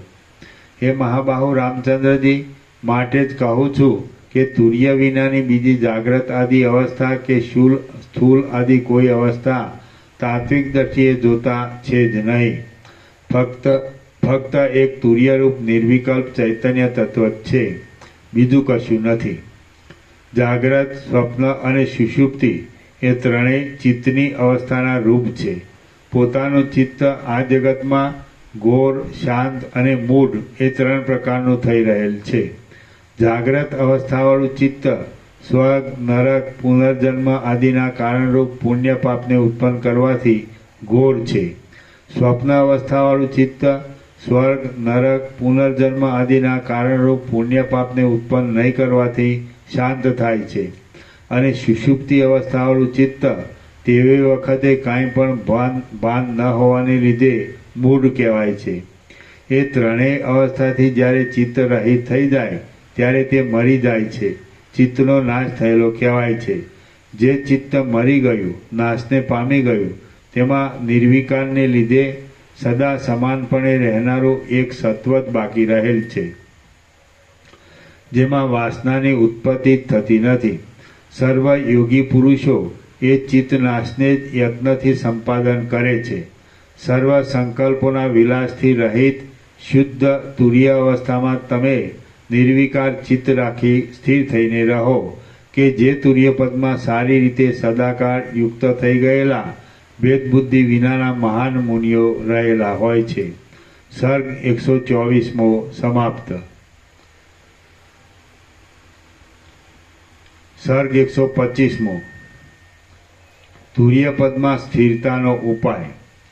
આ 125મા સર્ગમાં સર્વ દ્રશ્ય પદાર્થના નિષેધનો સિદ્ધાંત કરી જેમાં વાદીઓને અનેક જાતની ભ્રાંતિઓ ઉત્પન્ન થાય છે તે તુર્ય પરમપદમાં સ્થિરતા રાખવાનો બોધ અને તેના ઉપાયો આવશે.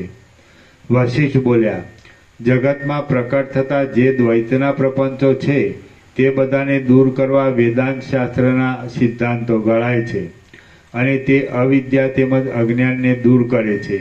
પણ જે શાંત પરબ્રહ્મ આપોઆપ પ્રકાશે છે તેને શાસ્ત્રો બતાવી શકતા નથી, કારણ કે તે માયા કે અવિદ્યા કાંઈ પણ નથી.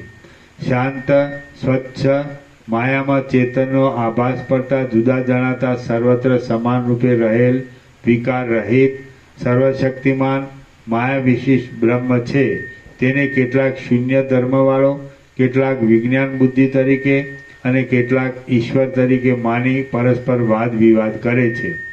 હે નિષ્પાપ રામચંદ્રજી, તમે એ સર્વ વિવાદની વાત મૂકી દઈ માયા સુધી સઘળા દ્રશ્ય પ્રપંચનો ત્યાગ કરી મન સહિત સર્વ ઇન્દ્રિયોના કાર્યોને શાંત કરનાર મહામૌનને ધારણ કરો તથા મુક્ત ક્ષીણચિત્તવાળા, શાંત બુદ્ધિના અને નિસંકલ્પ થઈ મૂંગા, બહેરા અને આંધળાની પેઠે ચિત્તને નિર્વિકાર અને શાંત રાખી કેવળ ચૈતન્યરૂપ આત્મામાં સમાહિતપણાથી સ્થિર થઈ રહો અને નિત્ય અંતઃકરણમાં ધ્યાન ધરી રહી પોતાની બુદ્ધિને આત્મસુખથી જ ભરપૂર રાખો. હે રામચંદ્રજી, તમે જાગ્રત અવસ્થામાં જ સુષુપ્તિ અવસ્થાવાળાની પેઠે નિર્વિકલ્પ રહી કર્મો કરો, અંદરથી સર્વનો ત્યાગ કરો અને બહારથી જે આવી મળે તે કર્મ કરે જાઓ. ચિત્તની સત્તા એ જ પરમ દુઃખરૂપ છે અને ચિત્તની અસત્તા એ જ પરમ સુખરૂપ છે. માટે તમે એક ચૈતન્ય આત્મા રૂપે રહી કાંઈ સંકલ્પ નહીં સ્ફુરવા દેવાથી ચિત્તનો નાશ કરો. સારી કે નરસી, પ્રિય અપ્રિય વસ્તુને જોઈ નિસંકલ્પતાથી હર્ષ કે શોકને નહીં પામતા પથ્થરની પેઠે સમાન સ્થિતિવાળું નિર્વિકાર થઈ રહેવું, એટલા જ માત્ર પોતાના પુરુષ પ્રયત્નથી સંસાર જીતાઈ જાય છે. સુખનો પણ કશો વિચાર ન કરવો અને દુઃખનો પણ કશો વિચાર લાવવો નહીં. તેમ એ બંનેના સાધનોના વિચાર તરફ પણ મનને ગૂંથાવા દેવું નહીં. માત્ર એટલા જ પોતાના પુરુષાર્થથી અનંત દુઃખનો અંત પ્રાપ્ત કરી શકાય છે. આ ત્રણેય લોકની વસ્તુના સારરૂપ પરમ તત્વને ઓળખી ગયેલો, અંદર પૂર્ણ મંડળવાળા ચંદ્રમાની પેઠે શીતળતાને અનુભવનારો, પોતાની મેળે પ્રાપ્ત થયેલ નિરતિશય સુખરૂપી અમૃતનો સ્વાદ લેવાથી તેમાં તેજ રૂપે બની ગયેલો અને પરમપદને પરમાત્માને પહોંચી ગયેલો તત્વજ્ઞ પુરુષ જીવન મુક્તિના સુખને પ્રાપ્ત થાય છે અને પ્રારબ્ધથી થયેલા વ્યવહારને કરતા છતાં તેની દ્રષ્ટિમાં સર્વ મૃષા હોવાથી તે કાંઈ પણ કરતો નથી. શ્રી યોગ વાસિષ્ઠ મહારામાયણમાં નિર્વાણ પ્રકરણના પૂર્વાર્ધનો તુર્યપદમાં સ્થિરતાનો ઉપાય નામનો સર્ગ 125મો સમાપ્ત. ઓમ ઓમ ઓમ. 1130. પ્રસાદ આપી દો.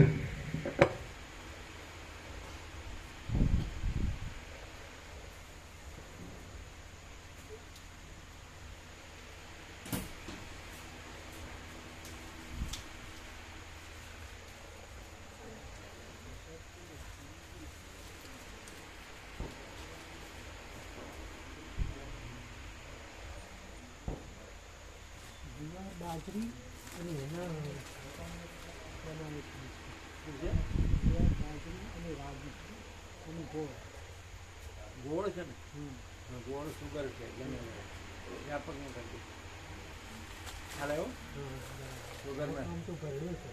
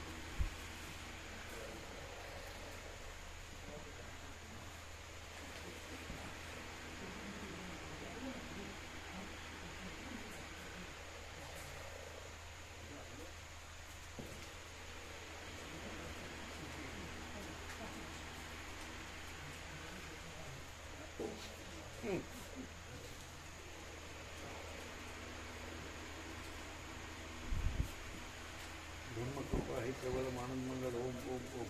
કેમ છે તબિયત સારી છે? ઠીક છે એટલે બરાબર નહીં. હા બરાબર. મોટરસાઇકલ નથી આ એક શ્વાસ તો બસમાં આવું છે બસમાં મેળ નતો. બસ નથી અઢી વાગે ઉતરશે ને લાવવા રસ્તે લાવવાનું કેટલા વાગ્યાનો પાછો મેળો જ હોય એટલે ભરતી ખૂબ હતી.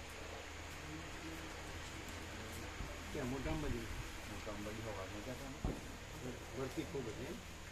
ભરતી જાય મેળો થાય ને કેટલોમાં વધારે પડે. 25 લાખ આવે છે. ના એ તો ભાદરો છે. ભાજવામાં તો 40 પડે. હા પેલા 25 હતા. 40 સુધી આ વર્ષે 40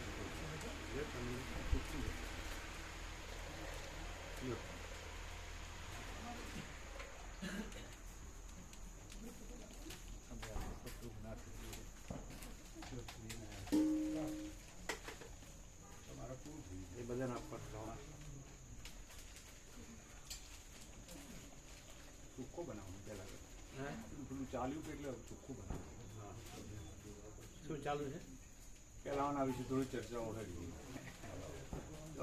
માતાજીમાં કોઈ બીજે કરતા ને કોઈ આ ગીન પછી ભીડશીડ છે ને આવું બધું થયું.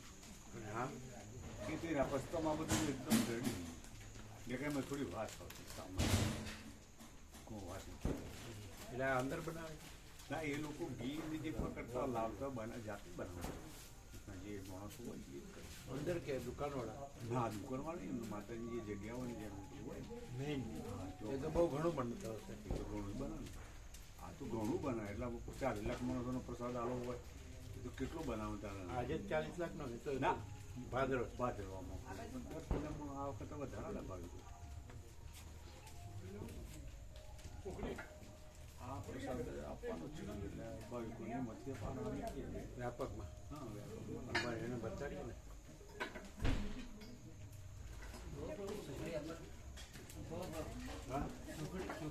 હા સુખડી આપવાની બસ હતા ને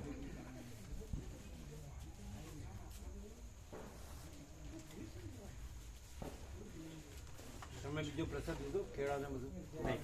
ના એ તો કેળા તો અમે ખાસ કરી લીધા તો ફરી અમે ફૂલ જે મથું વેચ્યું તો કેળા ના લેવાય.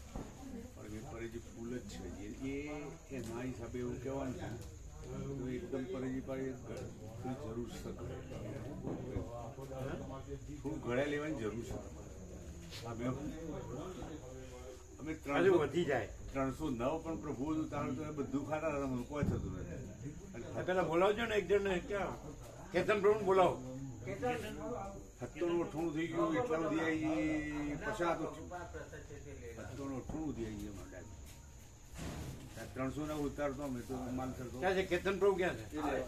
બધો પ્રસાદ ખાતા હતા લેતા પ્રસાદ લાવો ક્યાં છે આ? અરે આ બધાને આપવાનો છે કેમ આમ કોઈ આપનાર નથી?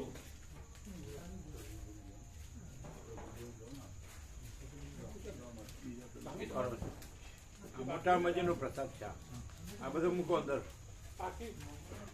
રોજ આપવાનો થોડો અત્યારે આપો બધાને એ મૂકો. ચમચી લેતા આવજો.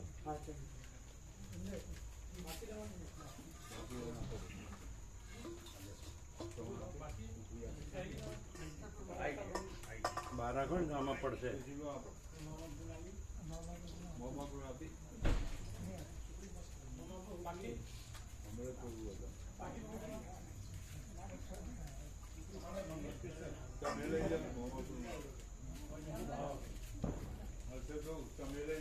મોટા અંબાજી કહેવાનું.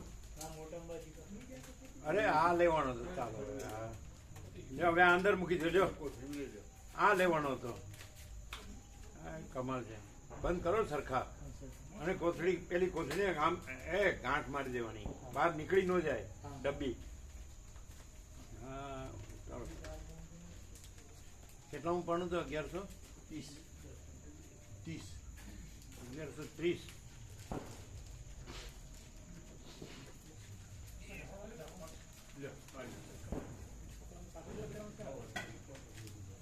હા મોટા અંબાજીનો પ્રસાદ લેજો.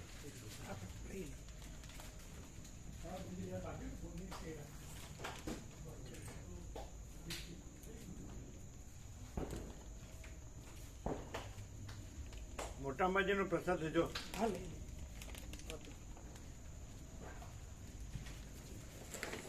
ક્યાં ગયા પાછા?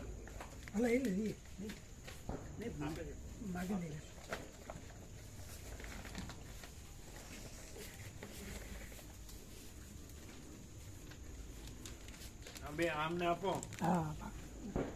પેલા આશો પ્રભુ ક્યાં ગયા? અરે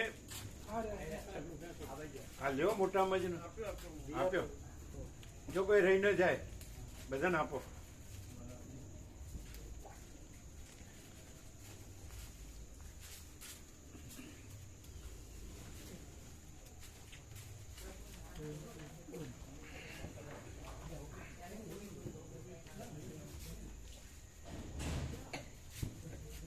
લીધો મોટા અંબાજીનો? લીધો.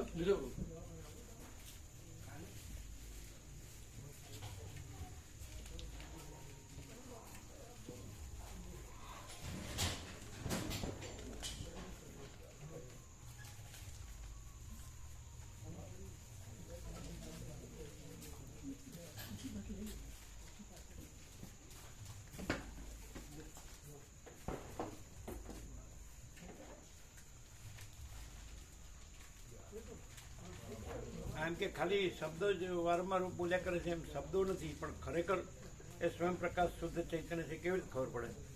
એમ કે જ્યાં લાઇટ છે એ લાઇટ જ છે એમ ખાલી લાઇટ એમ બોલ્યા કરતા નથી. એમ પરબ્રહ્મ કે પરમપદ કે સ્વયં પ્રકાશ બોલ્યા કરતા નથી પણ ખરેખર સ્વયં પ્રકાશ શુદ્ધ ચૈતન્ય જ છે, પરમપદ જ છે, પરબ્રહ્મ જ છે. એ કેવી રીતે અનુભવાય? જેમાં લાઇટ છે એ શબ્દ નથી પણ આ લાઇટ છે એ કેવી રીતે અનુભવાય? હું મને માણસ માનતી હોઉં ને હું આ છું એવી રીતે આ બધું સાચું માનીને રહેતી હોઉં તો ત્યાં એ વાસનાઓ કે ભ્રાંતિઓ જીરો થાય અને પ્રભુની જે શાંતિ હોય ને એનો અનુભવ થાય. એ ખાલી શબ્દોથી હોય ને તો ના થાય.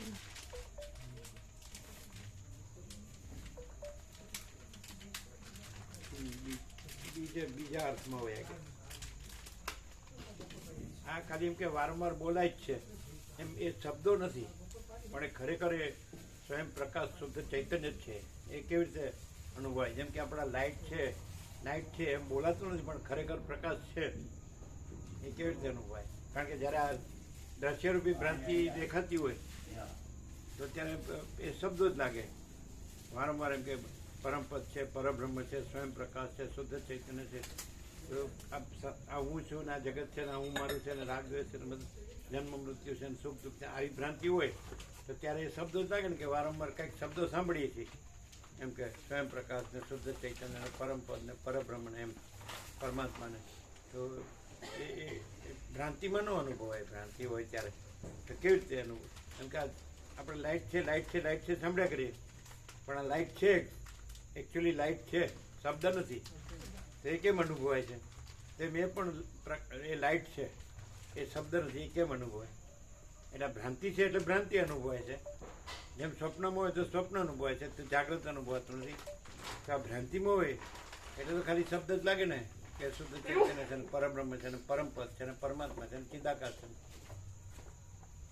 શું કરો? કેવી રીતે અનુભવાય? બધું એ જ છે. એ તો બોલવા શબ્દો છે ને, તો મૂળ જ્યાં હોય ત્યાં જ આવી જાય પાછું. આમાં ભલે આપણે સ્ફુરણ કરીએ પણ સમુદ્ર જેવી જળ છે, પ્રભુ જેવી ન ચાલે, શબ્દો ન ચાલે. પ્રેક્ટિકલ એમ કે આ લાઇટ ન બોલીએ તો આપણે પ્રકાશ અનુભવાય કે નહીં? તો એ શબ્દ નથી, લાઇટ શબ્દ નથી, પણ લાઇટ છે. લાઇટ એટલે પ્રકાશ. એવી રીતે શુદ્ધ ચૈતન્ય કે પરમપદ કે પરબ્રહ્મ કે પરમાત્મા કે સ્વયં પ્રકાશ કે એ શબ્દો નથી, એ પરમ આનંદ કે પરમ શાંતિ એ શબ્દો નથી, પણ એ છે, એ સ્વરૂપ છે. એ કેવી રીતે અનુભવાય? મૂળ શાંતિ ને મૂળ સ્વરૂપ એ શબ્દો છે. જ્યારે ભ્રાંતિમાં રહ્યા હોય ત્યારે શબ્દો જ છે, પણ ભ્રાંતિમાં રહ્યા હોય તો પણ એ કેવી રીતે અનુભવાય એમ વાત છે.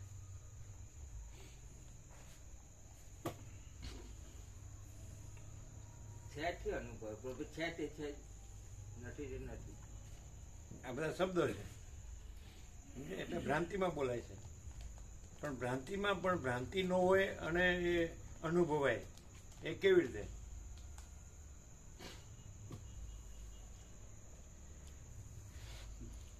સાવ સહજ છે, સાવ સરળ છે ને સીધું જ છે, સાદું.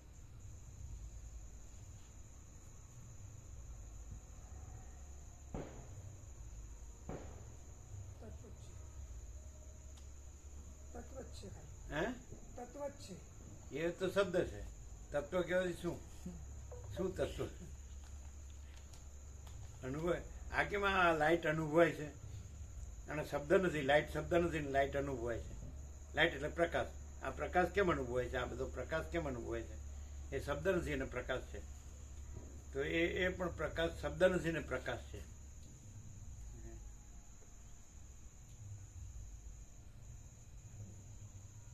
એકદમ પ્રેક્ટિકલ.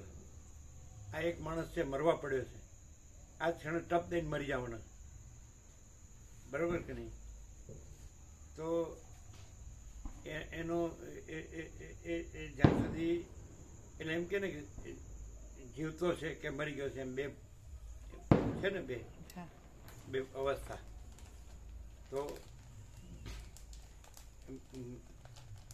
જીવતો હોય એટલે કેમ જીવતો શેને લીધે કયો છે અને મરી ગયો શેને લીધે કયો? આપણે જનરલ અવૈયક્તિક સાર્વત્રિક જનરલ લક્ષણ.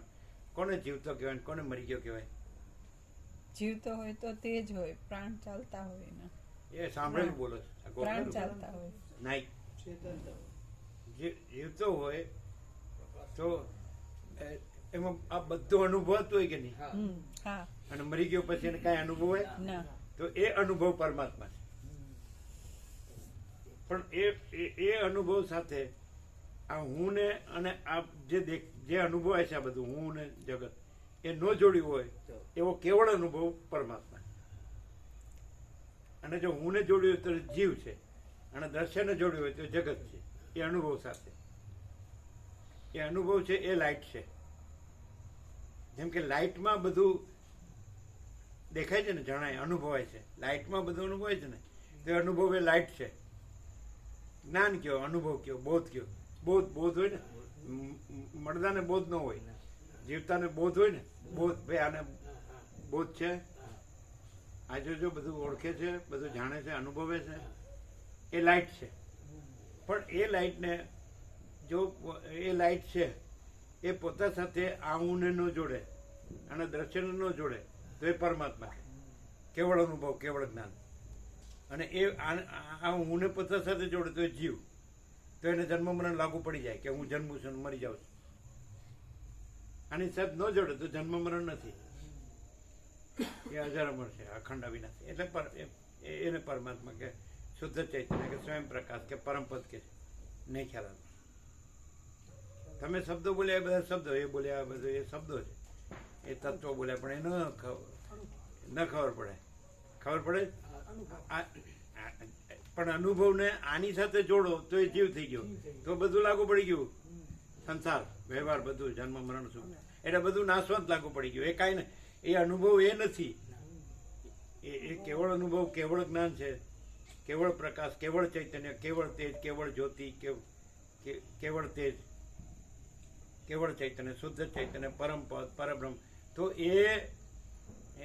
કેવી રીતે ઓળખાય? ભ્રાંતિમાં કે જે અનુભવ છે એ ભ્રાંતિ નથી, અને ભ્રાંતિ છે અનુભવ નથી. હું છે ભ્રાંતિ છે, જગત છે ભ્રાંતિ છે, જન્મ મૃત્યુ છે ભ્રાંતિ છે, સુખ દુઃખ છે ભ્રાંતિ છે, હું તું મારું તારું રાગ દ્વેષ એ બધું જે બધું. તો અનુભવ એ નથી ને એ અનુભવ નથી. સમજાય કે નહીં? જીવ તો છે, તો એમાં જે કોમન ફેક્ટર કયો છે કે જેને લીધે જીવતો કયો છો? અનુભવ. અનુભવ એને એ બધું અનુભવે છે, એ બધું ઓળખે છે, એ બધું જાણે છે, એને બધો બોધ છે, એ ચૈતન્ય છે. તો ચૈતન્યને ચૈતન્ય કહેવાય, પણ એ જન્મે કે મરે એને ચૈતન્ય ન કહેવાય. એટલે એ કેવી રીતે લાગે કે જો એ આને જોડે પોતા સાથે તો આના જન્મ મરણ છે, એ ચૈતન્યના જન્મ મરણ નથી. જો આની સાથે એ ચૈતન્ય પોતે કેવળ છે અને આને પોતાની સાથે ન જોડે, આ કશાને પોતાની સાથે ન જોડે તો એ પરમાત્મા છે. અને એને જન્મ મરણ નથી, સુખ દુઃખ નથી. એમાં હું તો મારું તારું રાગ દ્વેષ ને આ ભેદાભેદ ને એ બધું છે, એ ભ્રાંતિનું છે. જેમ કે એ અનુભવ છે તો ત્યાં સ્વપ્નનો ભ્રમ થાય છે, એને સ્વપ્ન પુરુષનો ભ્રમ થાય ને સ્વપ્ન સૃષ્ટિનો ભ્રમ થાય, બધું એમાં આવી જાય. સ્વપ્ન જ્યાં છે તો એવું જ હોય સ્વપ્ન બધું, અને જેવું સ્વપ્ન છે એવું જ આ બધું હોય. તો જે અનુભવ છે કેવળ અનુભવ છે, તો અનુભવ છે એટલે સ્વપ્નનો ભ્રમ અનુભવાય છે, પણ અનુભવમાં સ્વપ્નનો ભ્રમ નથી, કાંઈ નથી. અનુભવ છે એટલે આ જાગૃતનો ભ્રમ અનુભવાય છે, પણ એ કેવળ અનુભવમાં જાગૃતનો ભ્રમ કાંઈ નથી. એટલે જેવી રીતે એ કેવળ અનુભવ છે એમાં સ્વપ્નનો ભ્રમ છે, એમાં સ્વપ્ન પુરુષનો ભ્રમ છે, એને પોતાની સાથે જોડે તો સ્વપ્ન પુરુષને જે થાય છે એ અનુભવમાં એમ લાગે મને થાય છે. અને સ્વપ્નને પોતાની સાથે ન જોડે, સ્વપ્ન પુરુષને એની સ્વપ્ન સૃષ્ટિને એ ભ્રમ આખો પોતાની સાથે ન જોડે તો એ કેવળ અનુભવ પરમાત્મા છે. તો આ જાગૃત છે, તેમાં આ સ્વપ્ન પુરુષ છે, જેવું સ્વપ્ન છે એવું જ આ જાગૃત છે. તો આ સ્વપ્ન પુરુષ છે ને આ એની સ્વપ્ન સૃષ્ટિ છે. તો અનુભવ છે એટલે સ્વપ્નનો ભ્રમ અનુભવે છે, સાક્ષી, અને ત્યાં સુધી સાક્ષી, અને પોતે સ્વપ્ન પુરુષ હોય એવું અનુભવે છે, અને પોતાની સ્વપ્ન સૃષ્ટિ એવું અનુભવે છે, પણ પોતે કેવળ અનુભવ છે. એ આ સ્વપ્નનો ભ્રમ નથી, આ સ્વપ્ન પુરુષનો ભ્રમ નથી, આ સ્વપ્ન સૃષ્ટિનો ભ્રમ નથી. તો એવો કેવળ અનુભવ જ રહ્યો છે, પછી સાક્ષી પણ નથી રહ્યું, કારણ કે આખો સ્વપ્નનો ભ્રમ કાંઈ નથી. આ સ્વપ્ન પુરુષ કે આ સ્વપ્ન કાંઈ નથી. તો એ કેવળ અનુભવ પરમાત્મા છે, એ પરબ્રહ્મ છે ને એ શુદ્ધ ચૈતન્ય છે, એ સ્વયં પ્રકાશ છે, એ પરમપદ છે. પણ એવું કોક જ હોય, બધા બોલનારા બધા હોય, એવું રહ્યું ન હોય. એ કેવી રીતે ખબર પડે કે કોઈ કેવળ અનુભવ, કેવળ પરમાત્મા રહ્યા, કેવળ ચૈતન્ય, કેવળ બોધ, કેવળ પ્રકાશ, કેવળ ચૈતન્ય, કેવળ તેજ. અને આ હું છું એ જોડાયેલું નથી, આ જગત છે જોડાયેલું નથી, હું મારું જોડાયેલું નથી, રાગદેશ આ ભેદાભેદ અનેક જુદા જુદા થાય છે, બદલાય છે, જાય, કશું જ થતું નથી, કશું જ છે જ નહીં.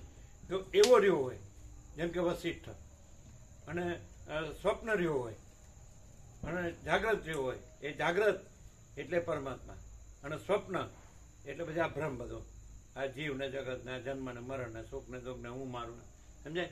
તો બે સરખા જ લાગે, સ્વપ્નમાં તો વસીટ દેખાય. વસીટ કે છે છેલ્લે કે સ્વપ્ન પુરુષ આ સ્વપ્ન પુરુષો મને સ્વપ્ન પુરુષ જુએ એથી મને કાંઈ ફેર પડતો નથી, કારણ કે એ તો એના ભ્રમથી જુએ છે. પણ હું એ ભ્રમ નથી, અને મારામાં આ કોઈ ભ્રમ નથી, અને હું આ કોઈ ભ્રમમાં નથી, અને હું જે કેવળ ચૈતન્ય છું એ હું અનંત શુદ્ધ ચિદાકાશ છું. એ પછી એક જ છે, ચૈતન્ય તો એક જ છે, મહાચિદાકાશ, સ્વયં પ્રકાશ સંપ્રભુ, બીજું ચૈતન્ય નથી. એટલે હું મહાચિદાકાશ, હું પરમ ચિદાકાશ, પરમ જ્યોતિ, અખંડ જ્યોતિ. તો એ કેવી રીતે ખબર પડે? એ સ્વપ્નના બ્રહ્મમાં તો એ સામાન્ય મનુષ્ય જેવો દેખાય, બધા સામાન્ય. તો બધા બીજા સામાન્ય મનુષ્ય હોય અને એ પણ સામાન્ય મનુષ્ય દેખાય. વસીટ કે છે કે એ તત્વવેતા જીવન મુક્ત જે પરબ્રહ્મ રહ્યા છે એ સામાન્ય મનુષ્ય જેવા જ દેખાય છે, અને એને સદા અખંડ જ્યોતિનું દર્શન હોય છે, અને સદા પરમ જ્યોતિનું દર્શન થાય છે. અખંડ જ્યોતિનું દર્શન થાય સદા, અને સદા પરમ. તો એ સામાન્ય મનુષ્ય જેવું દેખાય, પણ એ તો પરબ્રહ્મ છે, કારણ કે એ તો એનામાં સ્વપ્નનો ભ્રમ નથી, ને એ સ્વપ્નના ભ્રમમાં નથી. હું આ છું કે આ જગત છે, કે જન્મું છું, મરું છું, કે સુખી દુઃખી થાઉં છું, કે હું મારું છે કાંઈ. તો એ કેવી રીતે ઓળખાય? સ્વપ્નવાળાને તો જેને સ્વપ્નનો ભ્રમ છે પોતાની સાથે જોડે કે હું આ છું અને આ બધું છે, આ મારું છે, આ બીજાનું નામ, તો એને તો એવો જ દેખાય કે આ એવો જ છે. એ ન ઓળખાય, અને ઓળખાય તો એ એવો જ થઈ જાય એમ. સમજણ રહિત પ્રભુનું જે છે સ્વરૂપ એવું, એમાં કોઈ ઇમ્પ્રેશન નહીં હોય. બોલવાથી તો કાંઈ ના થાય. કોઈ પણ એવો 7 ખંડમાં 800 કરોડનો કોઈ એવો નહીં હોય કે હું આ છું એ ન હોય ને આ મારું છે ન હોય. અને એ હોય તેમાં હું આ છું એવું ન હોય ને આ મારું છે એવું ન હોય. આટલું શોર્ટમાં અત્યારે સ્વપ્ન ભ્રમવાળા માટે આટલું બસ. 7 ખંડના 800 કરોડમાં કોઈ એવું નહીં હોય કે જેમાં હું આ છું એવું ન હોય અને આ મારું છે એવું ન હોય. અને એમાં એ જે પરબ્રહ્મ રહ્યા હોય, પરમપદ કે સ્વયં પ્રકાશ કે પરમ ચિદાકાશ, પરમ જ્યોતિ, અખંડ જ્યોતિ, તેમાં હું આ છું એ ન હોય અને આ મારું છે ન હોય. અત્યારે સ્વપ્નના ભ્રમવાળા માટે આટલી સાદી સીધી સમજ અત્યારે બસ. આગળ તો જે જન્મે થાય એ જન્મે કરું. આટલું તો ખબર પડે એવું છે ને સ્વપ્નના ભ્રમવાળાને. હું આ છું, આ મારું છે, આ બધું જગત છે, એને આટલી જ ખબર પડે ને કે એનામાં હું આ છું. એવો 7 ખંડના 800 કરોડમાં કોઈ એવો નહીં હોય કે જેનું હું આ છું ન હોય અને આ મારું છે ન હોય અને આ જગત છે ન હોય. અને એ જે પરબ્રહ્મ છે કે પરમપદ છે કે સ્વયં પ્રકાશ છે કે શુદ્ધ ચૈતન્ય છે કે મહાચિદાકાશ છે, પરમ ચિદાકાશ છે, પરમાકાશ, એ જે હોય તે પરમાત્મા છે. તો એનામાં હું આ છું એ ન હોય અને આ જગત છે ન હોય ને આ મારું છે ન હોય. હવે દેખાય માણસ જેવો, સામાન્ય માણસ જેવો, એટલે કેવી રીતે ખબર પડે કે એનામાં હું આ નથી ને આ જગત છે આ નથી ને આ મારું છે એવું નથી. તો એ તો ન ખબર પડે, કારણ કે બધા જેવું જ લાગે.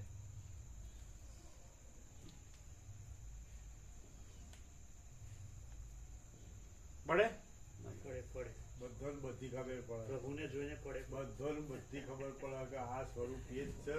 અહીંમાં જગત ને આજકાલ ને 800 કરોડ કોઈ કશું છે અને આ જ સ્વરૂપ છે. એ બધાને ખબર પડે. સામાન્ય માણસ તો દેખાય, આ બધા માણસ જેવો માણસ છે અને બોલે છે. કેવી રીતે ખબર પડે કે એનામાં હું આ છું એ બિલકુલ નથી, અને આ જગત છે એ નથી બિલકુલ નથી, અને આ મારું છે એ બિલકુલ નથી. તો એ તો બધા જેવા માણસ જેવો માણસ દેખાતો હોય તો, અને એ પરબ્રહ્મ છે, એ શુદ્ધ ચૈતન્ય છે, સ્વયં પ્રકાશ છે, એ પરમપદ છે. એ તો દેખાય. આ દેખાય જે સ્વપ્નના ભ્રમ વાળા, સ્વપ્નના ભ્રમ જેવું જ બધું દેખાય ને, એટલે આ એવું જ દેખાય ને. હા કે દ્રષ્ટિ ભ્રમ હોય ને, દ્રષ્ટિ ભ્રમથી જુઓ તો એ દેખાય, પણ ચિદાકાશ દ્રષ્ટિથી જુઓ તો બધું પરમાત્મા જ દેખાય. સ્વામીજી ના દેખાય. ચિદાકાશ દ્રષ્ટિથી જોઈએ તો પરમાત્માનું રૂપ જ સ્વામીજી કેમ દેખાય? દ્રષ્ટિ ભ્રમથી જોવે ને તો એ દ્રષ્ટિ ખરાબ, દ્રષ્ટિ ભ્રમથી જોવે ને તો ત્યાં ફરક હોય. બધા સામાન્ય રીતે આ હું છું ત્યાંથી ભ્રાંતિ ચાલુ થાય, અને ભ્રાંતિનું બધું ત્યાર પછી આવે, જ્યારે આ એકદમ પ્યોર એન્ડ શ્યોર ચોખ્ખું હોય.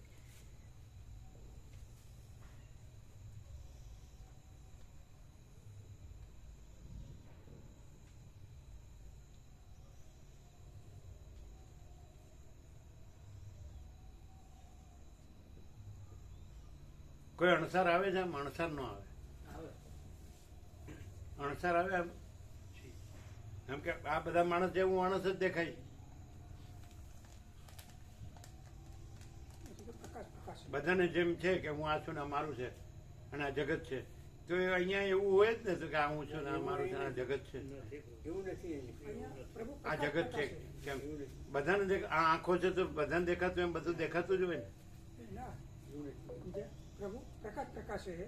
અહીંયા અમે જે બોલીએ ને એ વાણી આવે, અહીંયા પ્રકાશ પ્રકાશે, અહીંયા શબ્દો આવે. શરીરના અને સંસારની અને વ્યવહારની આસક્તિ છૂટી ગઈ હોય એટલે તરત ઓટોમેટિક ખ્યાલ આવી જાય કે પ્રકાશ જ છે. એટલે સંસાર હોય, પછી આસક્તિ હોય, પછી છૂટી જાય કાં તો રહે, આવું બધું પ્રકાશમાં આવું બધું છે. પ્રકાશમાં નહીં પણ વ્યવહારમાં તો એ ખ્યાલ પણ આવી ને જાય. વ્યવહાર ને બધું છે. એટલે જે સ્વપ્નના બ્રહ્મ રહ્યો એને આવું બધું થાય, ગરબડ ગોટાળા ગૂંચવાડા.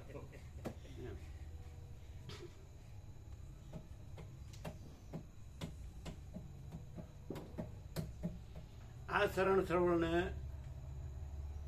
જો હું આ છું એવી રીતે સાંભળવામાં આવે તો પ્રકાશ ન થાય. પ્રકાશ તો છે જ પણ પ્રકાશ ન રહેવાય. પણ જો હું આ છું એ ભ્રમ ન રાખે અને વસિષ્ઠને પ્રકાશથી સાંભળે, શબ્દ બુદ્ધિથી ન સાંભળે, હું આ છું ને આ જગત છે કે હું મારું છે એથી ન સાંભળે એ ભ્રમ રાખીને, તો પ્રકાશ જ રહ્યો છે અને બીજું કંઈ છે જ નહીં. પ્રકાશ જ છે આખો આકાશ જેવો આખો અનંત ચૈતન્ય પ્રકાશ છે. ખ્યાલ આવે? જો હું આ છું, સમજાય?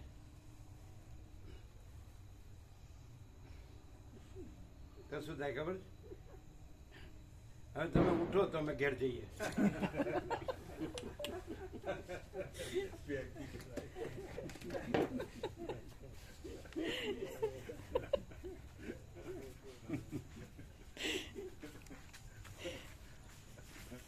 क्या बोलते हैं आपका पेरेंट्स बोलते नहीं आ जाओ, क्या? अरे उनको तो जो पसंद है वो बोलेंगे ना.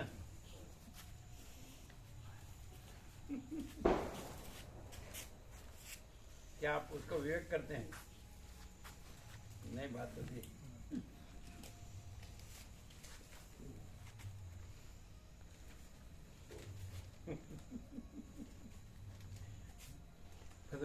તત્વ બધું એમ કે ઘણો થઈ ગયો, હવે તમે ઉઠો તો અમે ઘેર જઈએ.